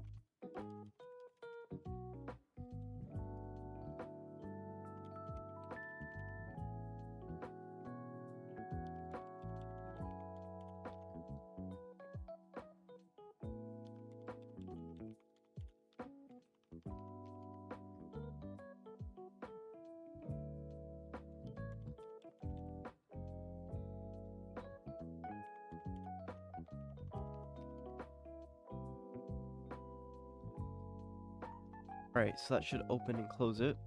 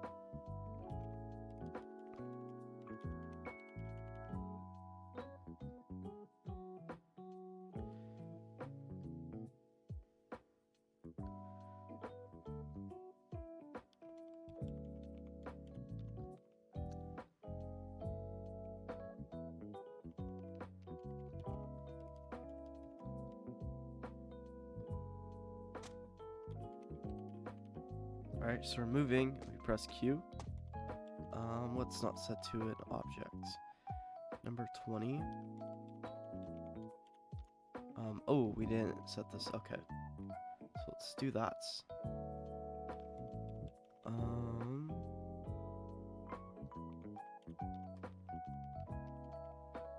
This needs to be public.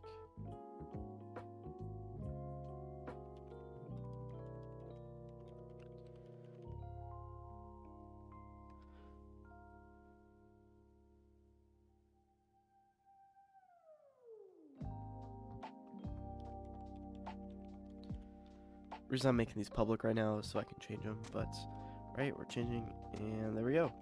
And we can still move, which is not what we want to do. So what we actually want to do is we want to go ahead and also lock the player state. So we're going to lock him. So under input controller, right, we have this. So we also want to set our player armature lock camera position.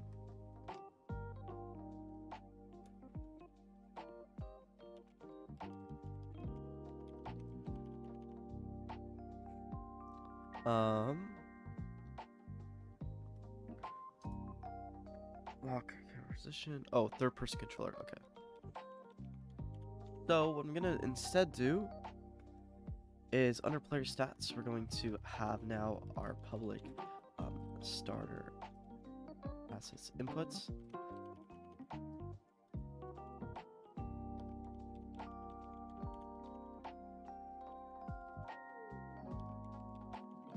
And then let's go ahead and add a public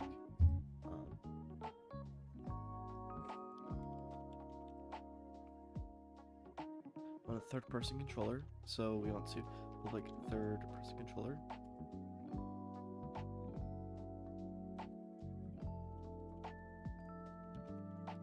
Okay. And from there we can do some things.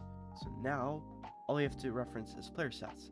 So under here, if we say player stats, so my player stats, we can now do that for here. So we'll say my player stats dot player starter assets inputs, and we can do like that. And so now we can actually reference, if we use our player stats dot third person controller dot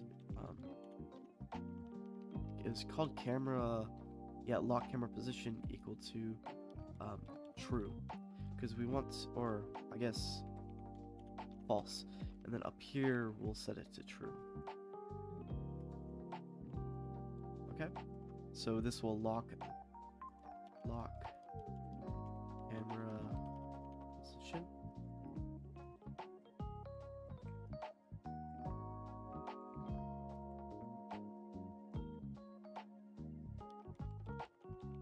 And this will unlock the camera position. So if we try this now and we go back into our scene view, I am going to make sure all these are on 0, so we get the full effects going on here. So if we click play, and we can run around still, right? We click Q. Oh, didn't set this guy up, so let's go do that real quick. Third person assets was on our player armature. And the reason I'm doing it this way is because eventually if we instantiate the player and they die, we can easily just swap them out here in the manager. So the starter asset's gonna be, and rather than referencing it just on the player. So this should work now. So this will go ahead and freeze the scene.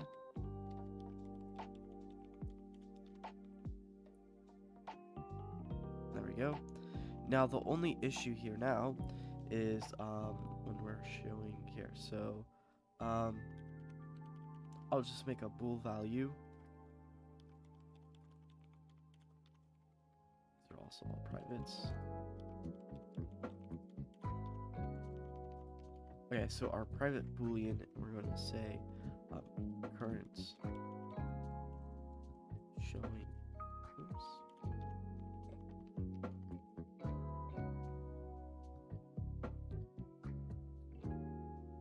So if we're currently not showing items, then we're going to say currently showing items equal to true. Otherwise, we're going to item equal to false. So there we go.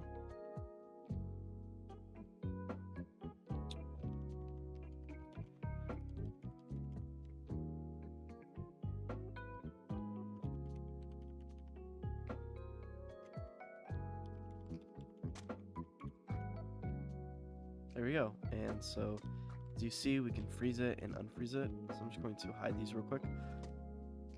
Just like that. And we can freeze the scene and unfreeze it, and we have control of our inputs. Now the only thing, right, is you'll see I can spawn a ton in. So if I go to my inventory, this can be an issue we're gonna have to fix. Under our inventory, and I give myself, I'll switch from the whip links, and I say I have like 100, right? Sure, I can spawn them in, that's fine.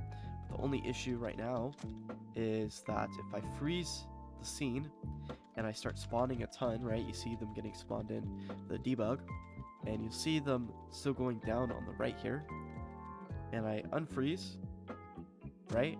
And that's going to be an issue, right? Because we obviously don't want that to be a thing.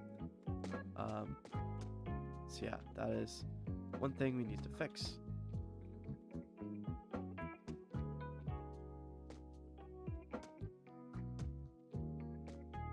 And yeah, that's how that little freeze animation works. I actually really like it. I think it's really good, right?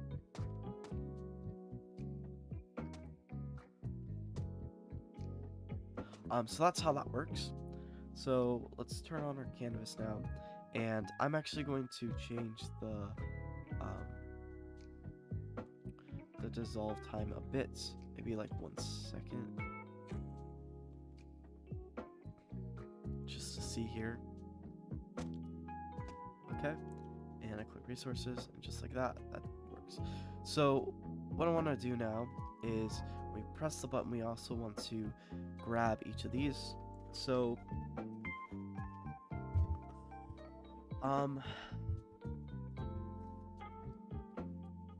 so we want to fade out these, and we also want to fade out these. So the way to do this is in our for loop, we have a dissolve in or out, right?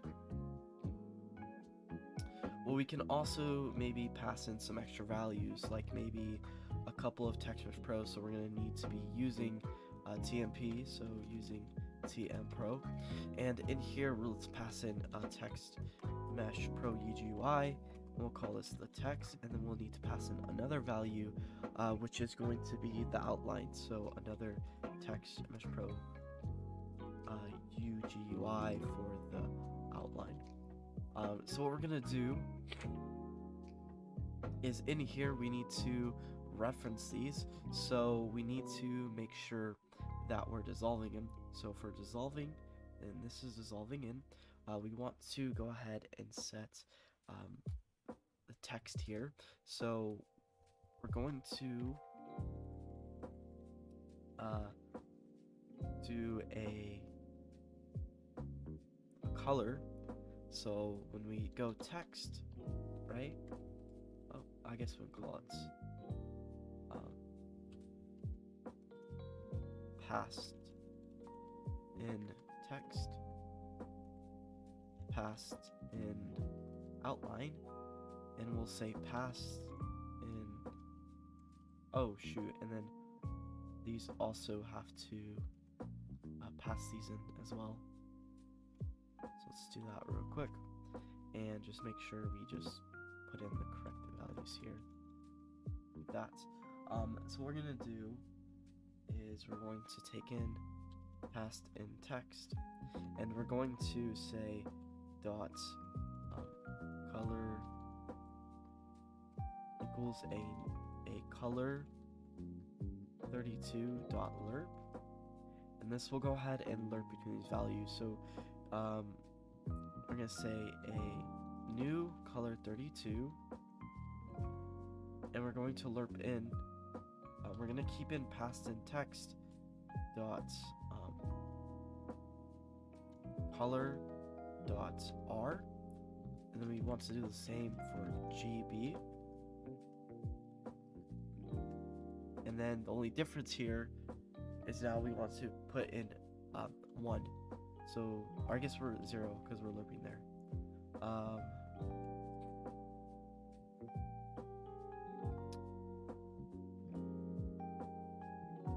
Oh, true. So then what we're going to need to do is actually convert this beforehand. So we'll say color, we'll say color 32, and this is our start color. And then I'm going to set this equal to passed in text.color.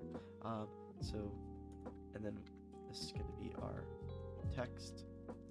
And then we also need a color 32 for our starts color outline equal to our passed in outline.color. So we're going to say start color.rgb, and we can actually get rid of the thing that says color like that. So now we can copy this, pass this in, and then we can put in local time. This is going to go from 0 to 1 over local time. So we can copy this now, and in our else statement, we're going to go from now 1 to 0. And also, I want to make sure here that this is actually going to be before the if statement. So that's good. Everything should be working there. That should alert that. And now what we're going to want to do is do the exact same thing, but instead do the not passed in color, but the passed in outline. So we're going to take in the start color outline,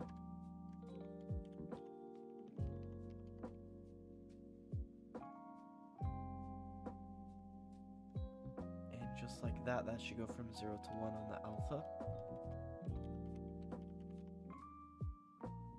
And then this one should go from 1 to 0 on the alpha.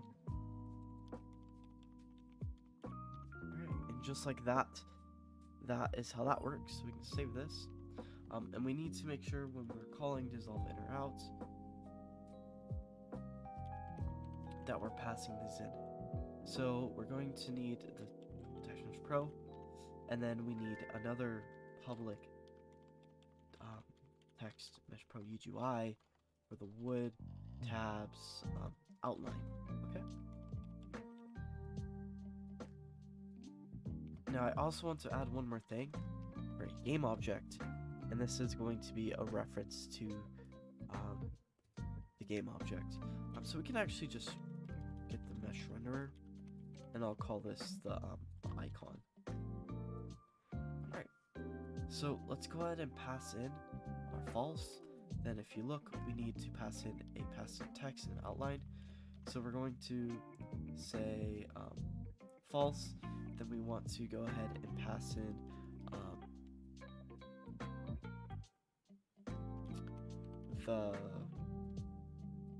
the wood dot wood tab, then wood dot the wood tab outline.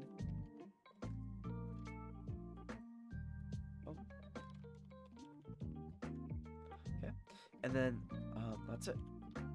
So if we save that, that should be good, and this should go ahead and dissolve the text now. Okay, so we are gonna have to go ahead and add these now. So if we click this, we should see the outline. There we go. So that's 100% working.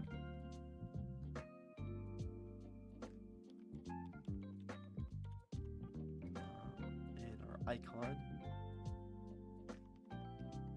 is going to be on food. And we're going to have this guy.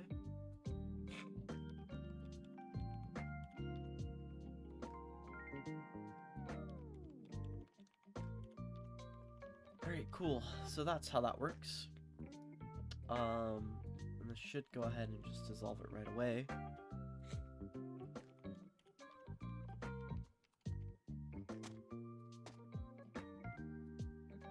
Just like that, it dissolved it. Now, that was really fast, and I couldn't really see the text dissolving all that fast, so let's go ahead and do like 3.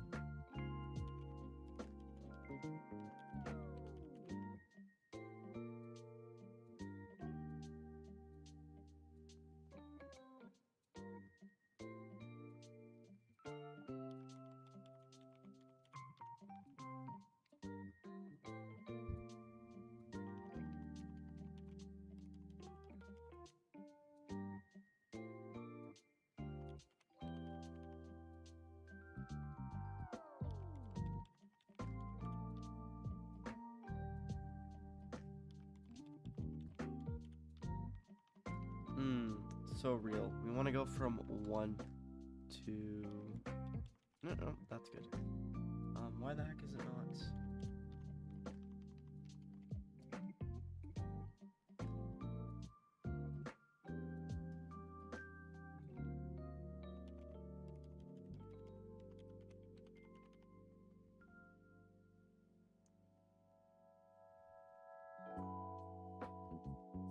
Hmm.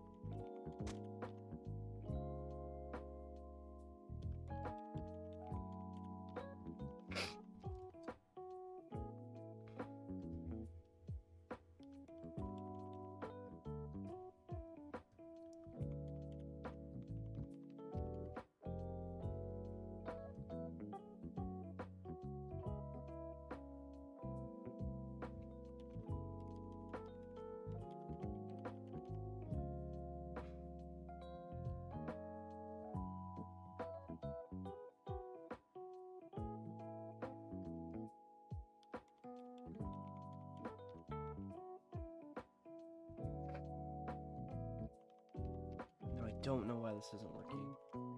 Let's see here. RGB 0.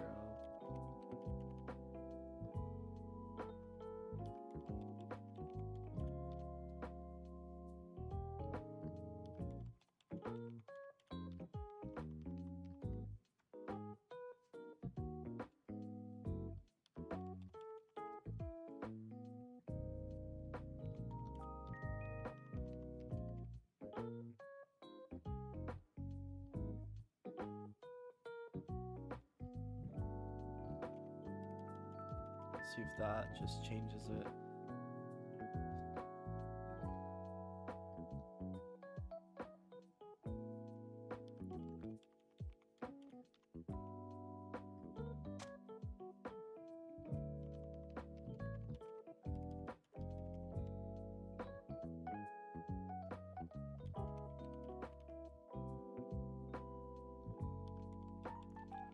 Oh, so real. Okay, I just figured out the issue.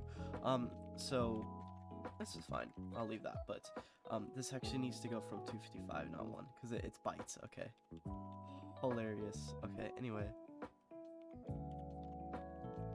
I was like, why am I not seeing this? All right. Essentially, we want to do that, and then this should be 0, and then this income.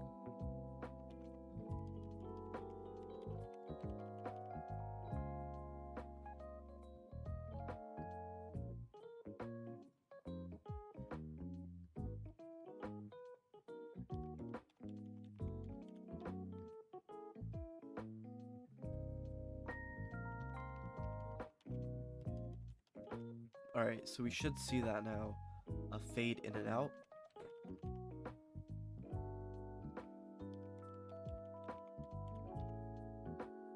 Shoot.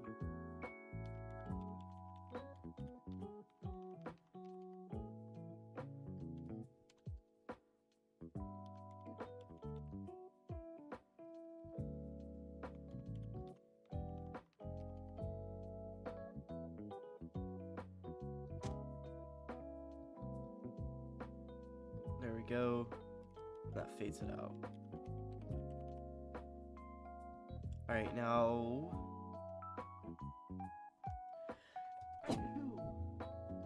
I want to add like an offset. So if I do like 0.5 now, which should be what it would be in like normal gameplay wise. We should see that. Is that like, see how like the text still stays there? So we want to do is instead have a different enumerator.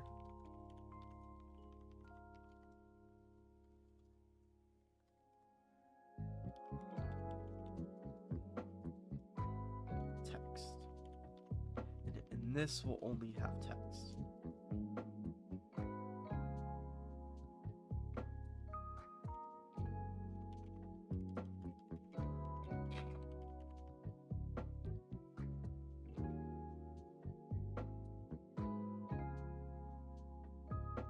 so this will no longer need this.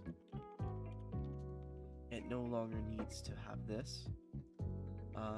It no longer needs to have this, this, or this.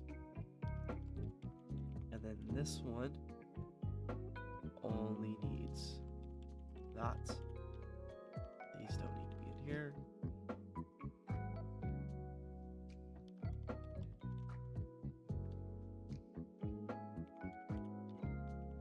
Alright. And these don't need these passed in. Awesome. So now, when I dissolve in or out, this will only be this one. And then when I start coroutine, dissolve in or out, we're just going to pass in value.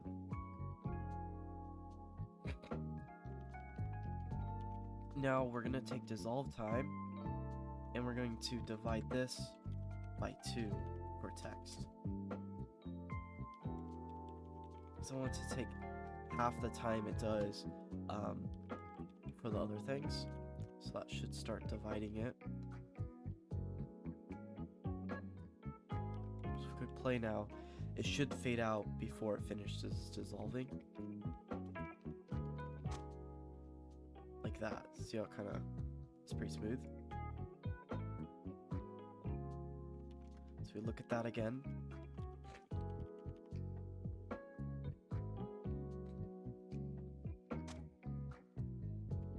Like that. Okay, cool. So that's how that works.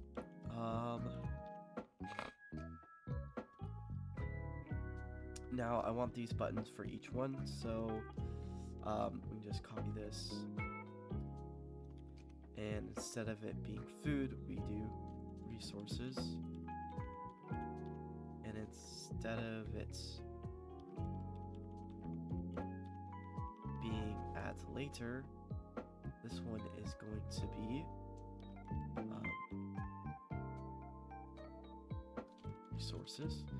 And instead of it being back button, we're going to put in resources.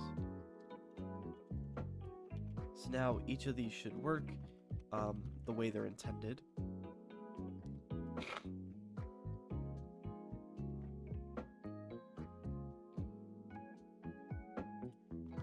So if I click food, it should dissolve those. Alright. If, let me change resources back to 0.5 so it's even. Okay. If I go ahead and change the back button, I should go ahead and dissolve those out. And the last one is add later, which should dissolve everything, but add later. There we go. Cool. So that's how that works. So that's pretty cool. So now what we'd have to do is when this is like dissolved, we want to put it in this place. Right? So we want it to move to that place, dependent on whether or not where it is. So we want to lerp over time about half a second up after we're finished dissolving for that certain tab. And yeah. So let's go ahead and make a little cool little animation for dissolving the thing in. So what I'm gonna do here is under our show items, we're gonna have a public void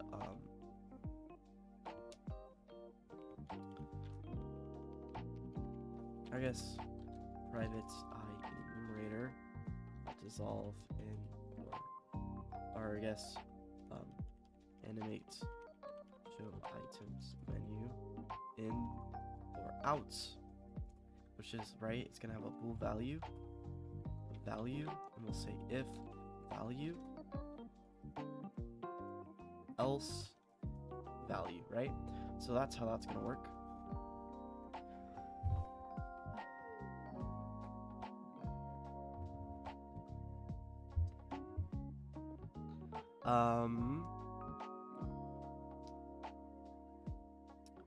So I want to, because this has 1, 2, 3, 4, so 8 tires plus 4 pieces of barks.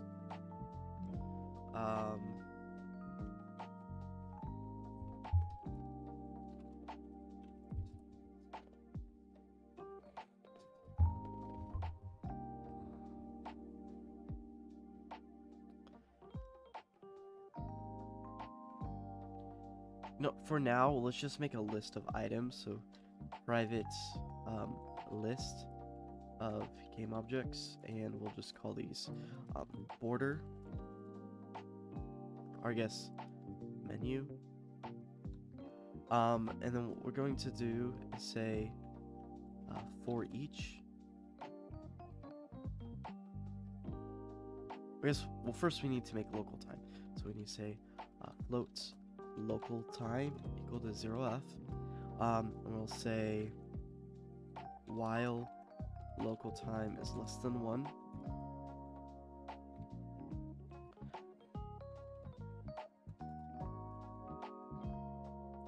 Okay, so this means it's animating in, and this one's going to be animating out, like that. So when it's animating in, we want to do a for each loop.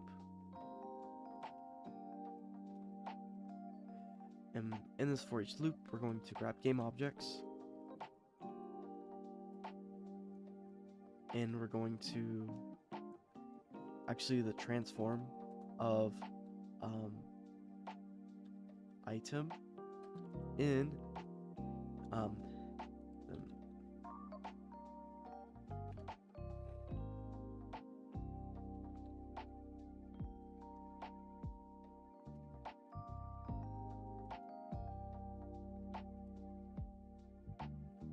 and we're going to say in total game objects.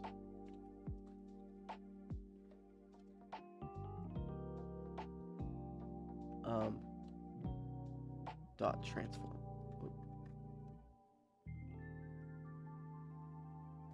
I guess we'll just say game object, and then game objects.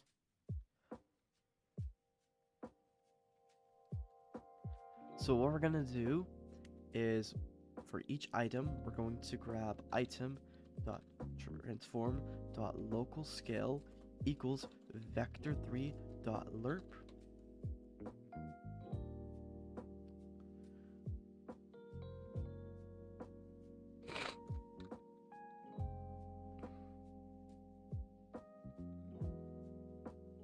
Oh fuck, okay.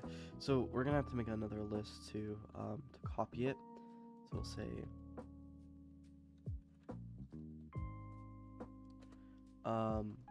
copied items, I guess copied scales. Let's make it vector3 actually. And let's set this equal to total game objects dots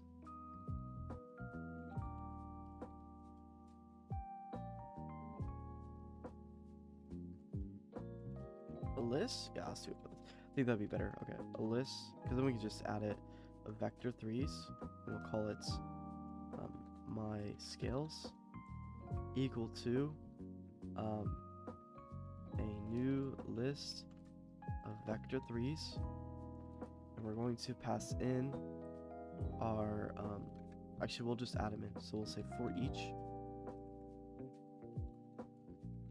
game object item in total game objects, and we'll say item, so we'll say my scales dot add, and we're going to add item dot transform dot local scale. Okay, and that will grab every single one. And then what we're going to do is we're going to lerp item, and we're going to need a counter. Should we say int counter 0, and at the end of this we're going to say counter plus plus. We're going to lerp between a new vector3 of 0, 0, 0, and then a my scales of the index 0 over local t time. And then we're going to up the counter. Okay. Then we're going to yield return null. And before this, we'll do local t time plus equals time dot delta time divided by, and then we had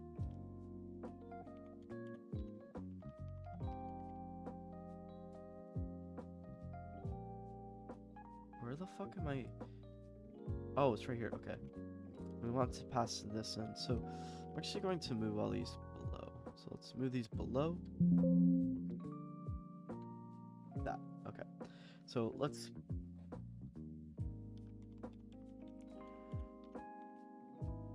divide this by the transition time to open or close. So this should lerp them between 0 and 1. And then we want to make sure that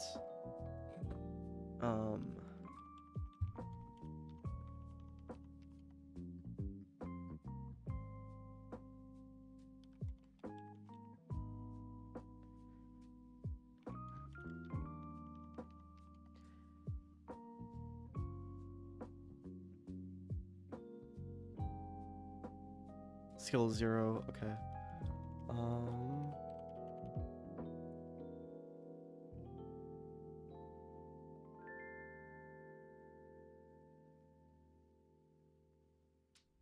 I guess it's fine if it's slightly off. And then when we're done with that, we want to do the exact same here. So we'll do this. But instead, we're going to go from my scales to 0.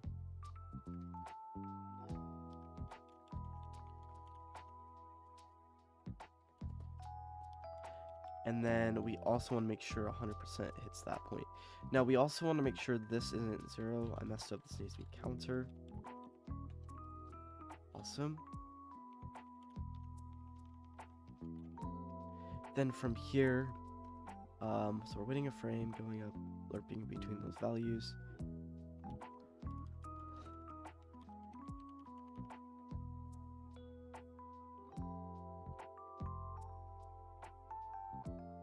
We want to make sure 100% does get to 0. So we're going to go ahead and make sure item.transform. So we'll do another for each loop.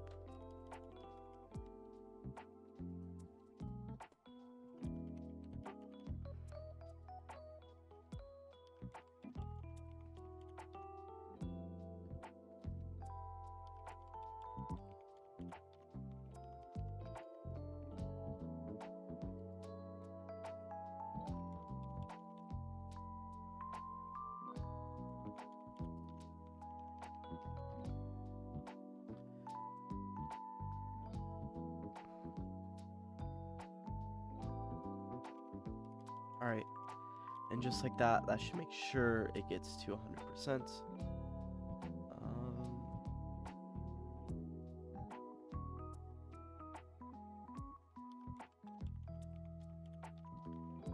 Why can't I do this?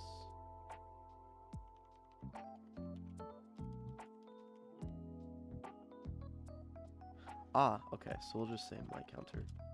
That's fine.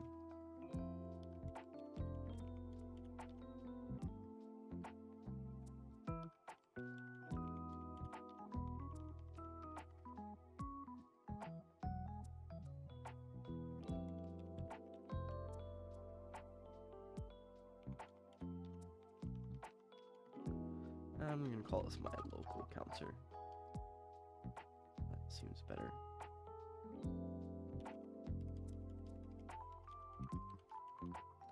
Alright, cool. So that should work.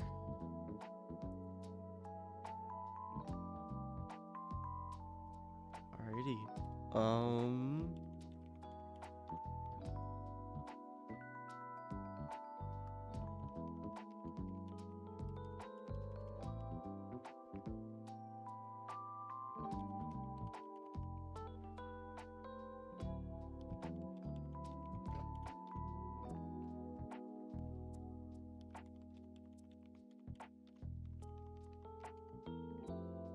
Alright, so now that we've done this, let's go ahead and save this, and we should see these now. So let's lock this. We want to grab each of the tires. We want to grab each of the woods. We can drag them in. And we also want to alert 1, 2, 3, 4.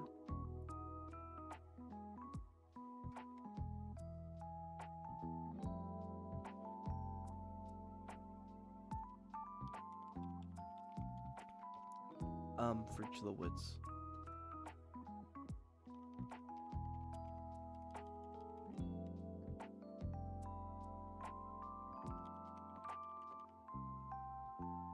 Alright, cool.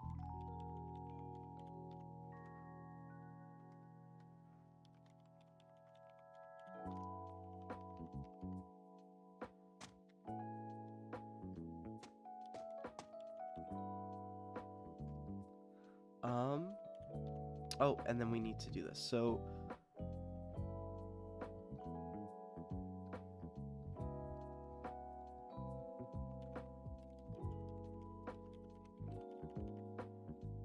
okay, because we do want to turn them on.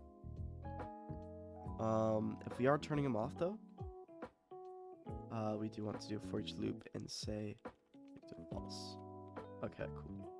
So we want to call this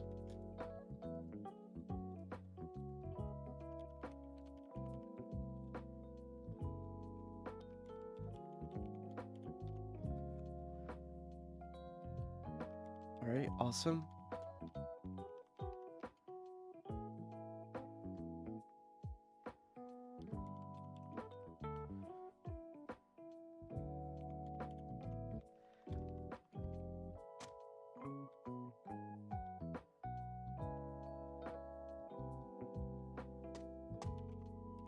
Not too sure why that's happening now.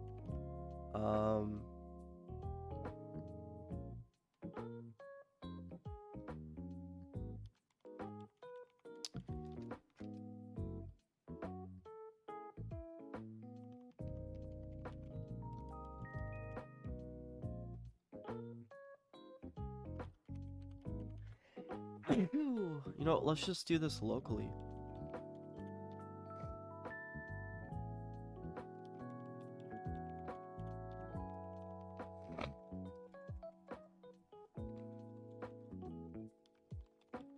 Alright. Sorry about that, sneeze. I'm just like really out of it today. Alright, so instead we'll do this, and then we'll do this on awake. So, I'll have a private void awake.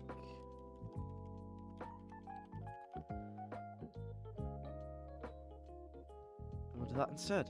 And so now we have the local skill, what should be.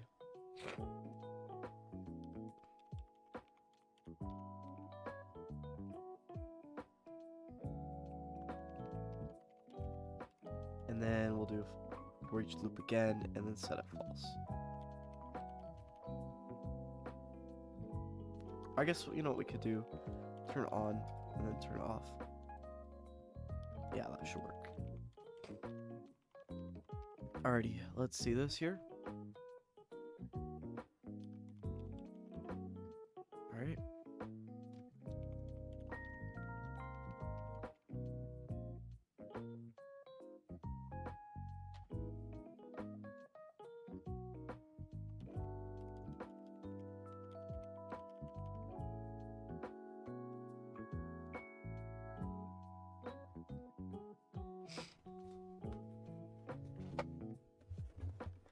Okay, so now we want to make sure that we do turn it on now, if no matter what the thing is, right? So so we need to do this.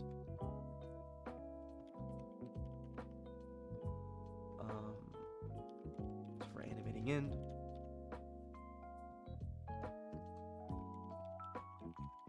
For animating out. I'm still gonna do it just to do a checker. And then when we're done, right, we're gonna set it off. And we can just do that.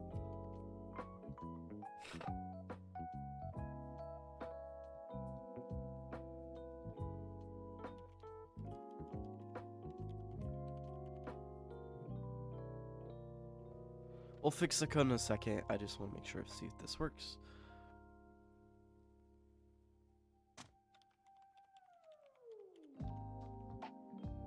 It's like it stops halfway. Why? Okay, interesting.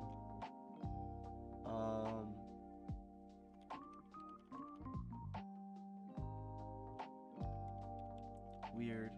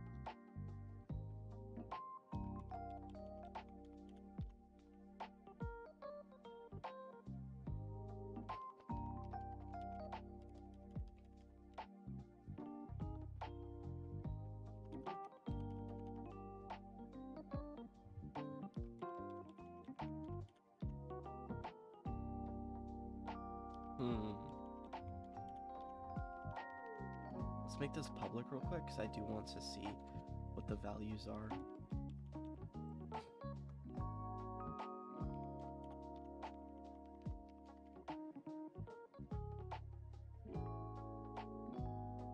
Right, currently there's nothing in it.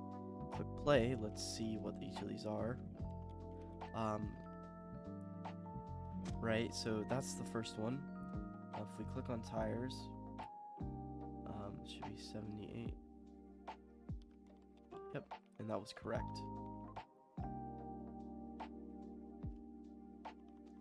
Now I wonder why that is not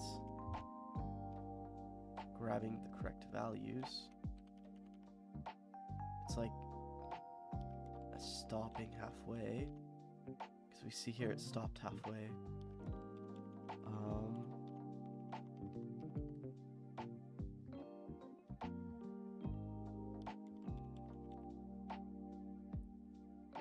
Oh, I'm so smart. Dots unskilled dot delta time. Okay, I was curious like why that wasn't working. That was really weird. Okay, that should work now. All right, let's try that. It's because we're like stopping and then we're setting it to 0 and it couldn't finish. I think that's the reason why. So let's see here. So we scale it in, and there we go, and we scale it out. There we go, cool.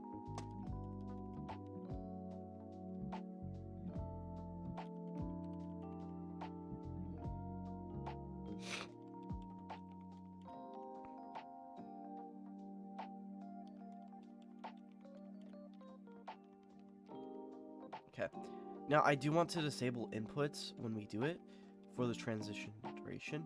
It was about what, 1 second, half second. Yeah, so if we do 0.25, let's do that.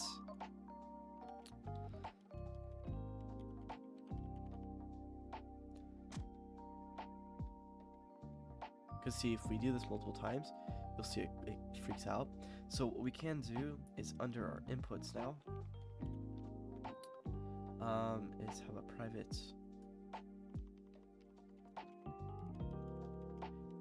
and we're going to call this wait to, or I guess show items co, or IE. And what we can do is, rather than have a boolean, we can have a private coroutine. We'll call this show items. So it'll be the same name as the input, and we'll say co. Okay. So if it equals null, so essentially what we'll do is we'll say if this co does not equal null, then we're going to return, because we don't want anything to happen. Else gonna do this. What we're gonna do here is we're gonna say show items co equals null. Then we're going to yield return, new, wait, for,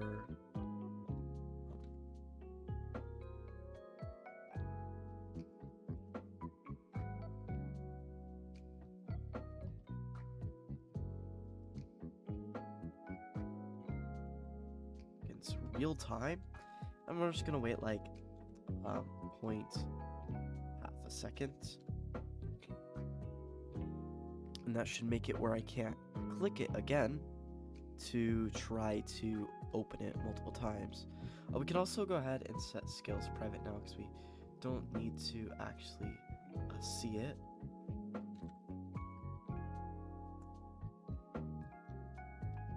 Okay. And I also want to go ahead and just say item false so we can remove an extra for loop there. That should work.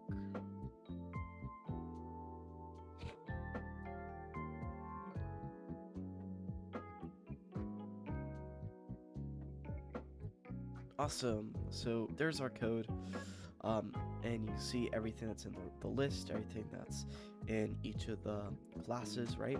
We have it, and right, it freezes and unfreezes, it lerps to freeze and stops. Now again, we are probably going to change it to look better, because right now it is but for now this is fine, and there you go, that works. Yeah, so one thing we are going to have to do is called reset. So reset, we'll go ahead and set all the material clips to the right materials after this time is finished. So let's make that. And I think after this, I think we'll call it quits. So let's go ahead and make one. So we're done here.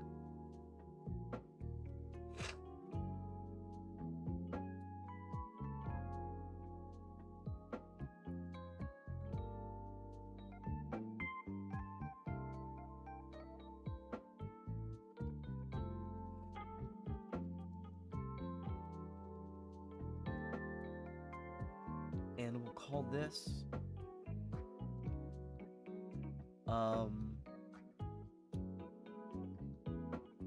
when we animate out. So once we're done animating out, then we want to reset all materials. So how do we do this? Well, remember how we had this thing called dissolve in or out on our world tabs? Well, we can easily just make a public function here. And we can go ahead and just say what we called this one, which was reset all materials.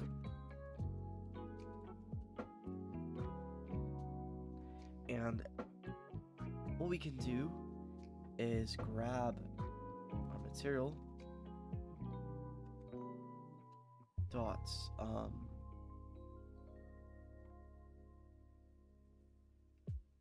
actually not that one. We'll grab our dissolve controller dot clip.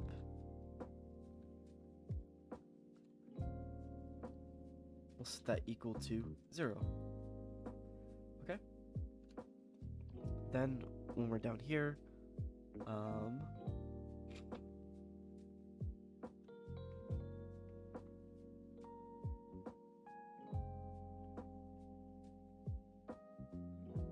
we'll just do every single wood tab, that's fine. So for each wood tab, item in wood tab,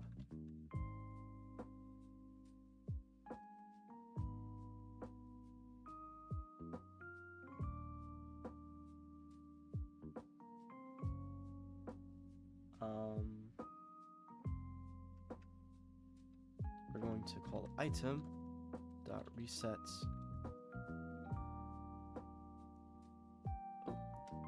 my wood tabs. There we go.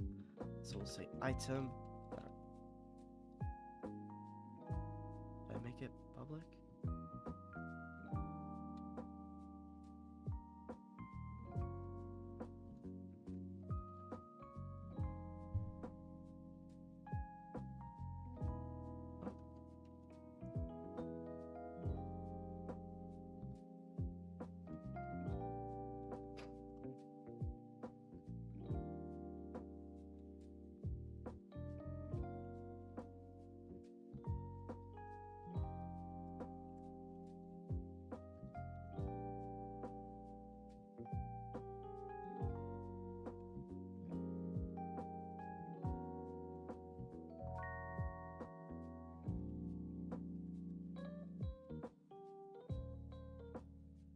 Alrighty.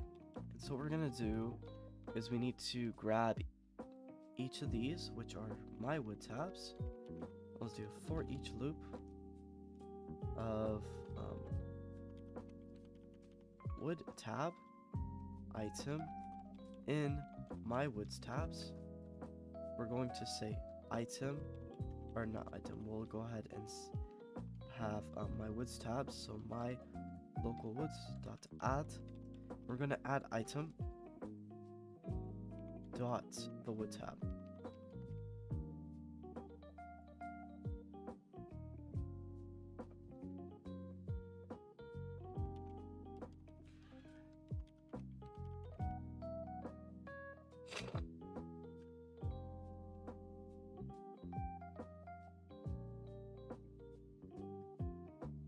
Oh, equals a new list tabs, my bad. Okay, so that's good. And then for each actual wood tabs in my local, so now that we have them, we can reset them. Then we want to reset each of the materials.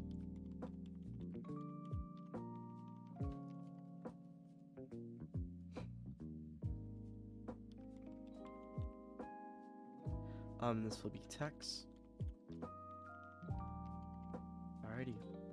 So we'll do for each in wood tabs, we're going to say text dot add item dot the wood tabs text mesh pro, and then text dot add item dot the wood tabs outline. So what is this gonna do? Well, we're going to add every single text, and then we want to reset it. So we're gonna say item, I guess we'll do for each loop.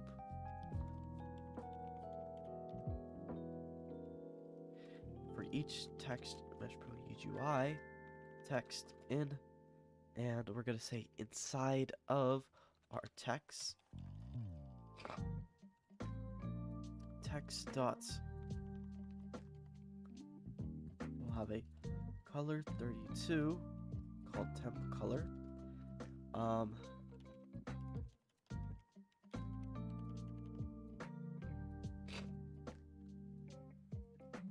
Equals text.color. We'll say text.color equals temp color equals a new color 32 of temp color dot a or r temp color dot g temp color dot b RGB, and then 255 like that to set alpha 100%. Okay, so we'll do that, and this should reset it every single time that we animate out. So no matter what, should be fine. So let's see here now. Animates in, animates out, just the way we wanted. Alright, now if I click this and I go back in, there we go. See, and that's how that works.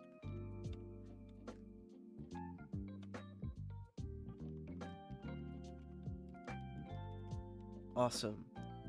So last thing to do is to get the icons, to make the icons change. And then I think in tomorrow's episode or next time we stream, we click resources, we'll have a tab where we can pick our different resources, right? Wood, stone, whatever it may be. And yeah, and then we need to obviously move this up to that position.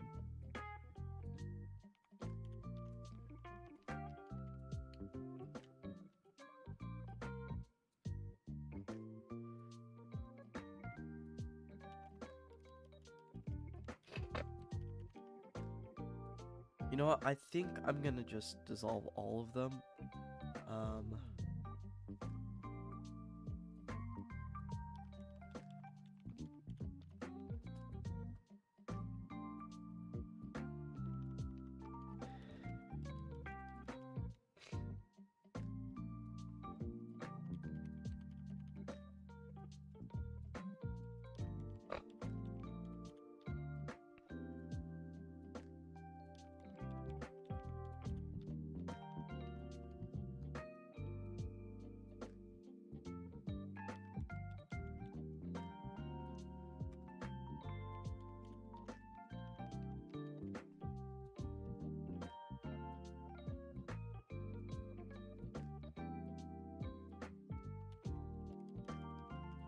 Alright, cool. So that's everything.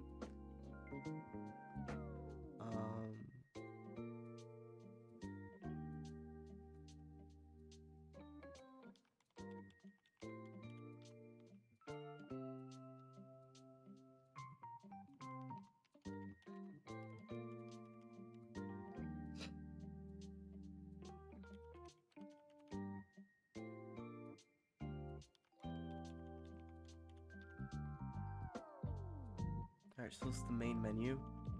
So when we click the back button, what I want to do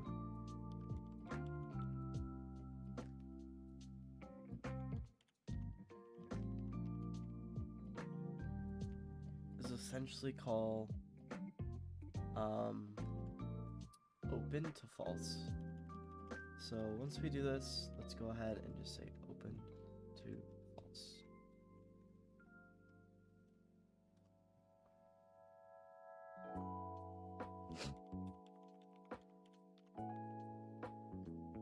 I might have to not do the clip stuff because I think that might be overrated now.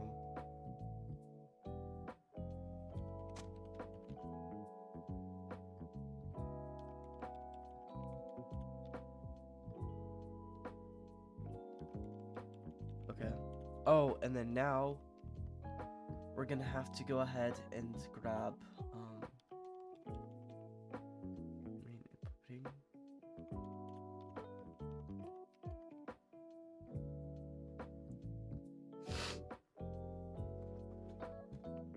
So we need to grab our main input controller. So that should be on player stats.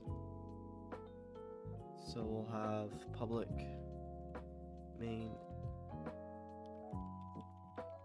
controller and main.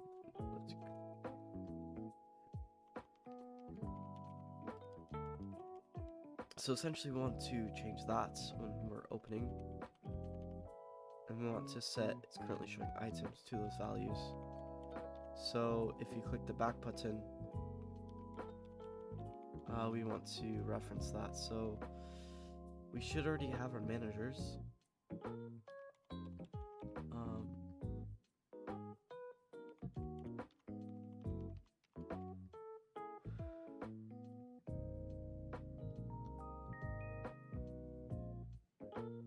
Okay, I guess not.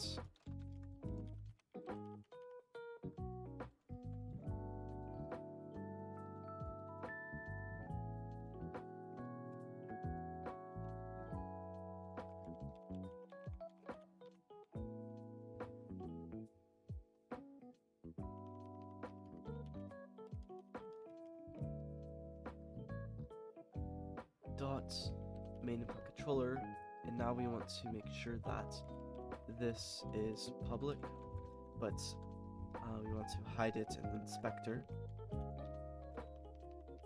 It's currently showing items.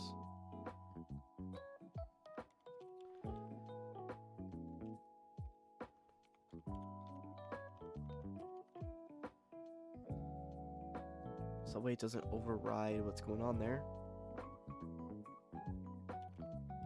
Alright, so let's let that load. Alright. Oh, and I need to reference one thing in here. So let's click this actually. So here we should have player stats now, and we can just add that, which is on the managers. Alright.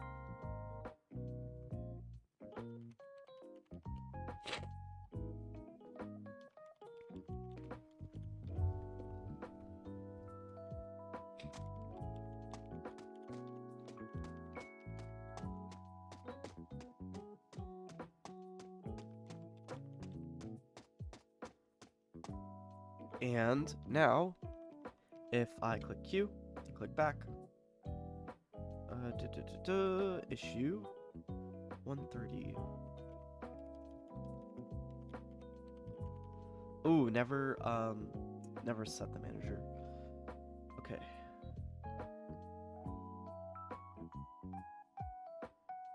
Here we go. And if we click the back button now,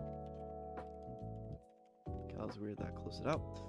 But if we click the back button, Unity should not give us that weird issue now. There you go. Cool. So we can move around, it freezes, and we jump, right? Freezes the whole scene. Awesome. So that's how that works. With resources, it should reset. Awesome.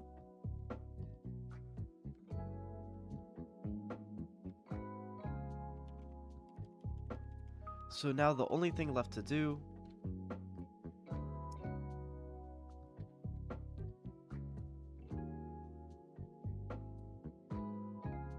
why is the back button not getting pressed?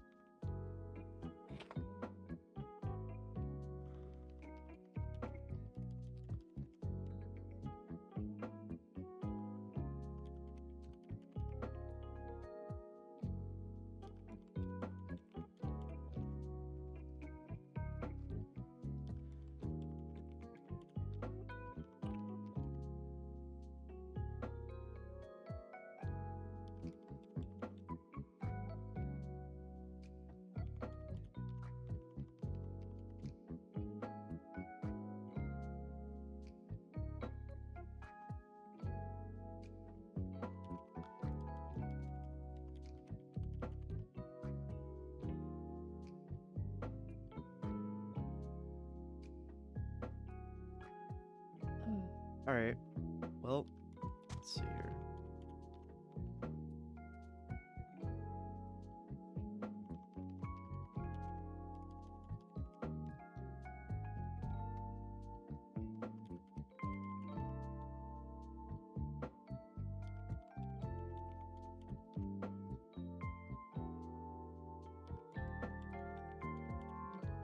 There you go, and that should fix that issue. That's why I moved the index to see what the issue was there.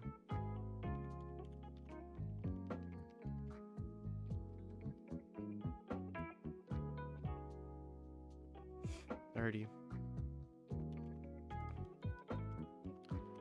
Well, supposedly now it should work.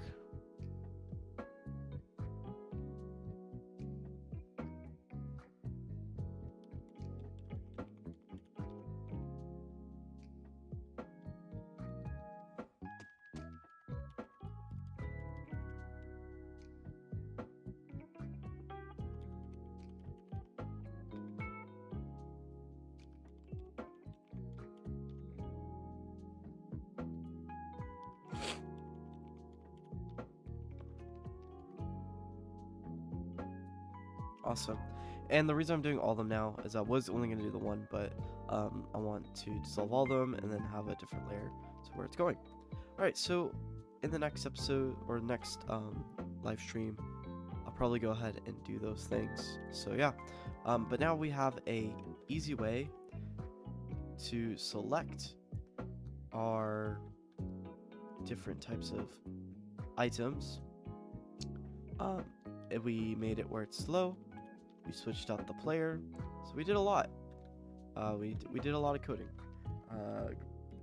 Imported dissolving. So yeah, we did a lot of programming. 186 lines here. Changed some speed of some things. Added some color changing. Yeah. So in the next episode, obviously, or live stream, like I said, we need to also make sure that these icons are getting changed, because obviously right now they're just they're staying their normal mesh material, and that's obviously no bueno. You know, we gotta make them transparent now, so they'll fade in and out. Right. So if I click this, you'll see it's still there. So we can do that. Another option is to scale it all the way to 0, or we can dissolve it. Dissolving might be a cooler thing. And yeah. Alright, I'll see you guys in the next one.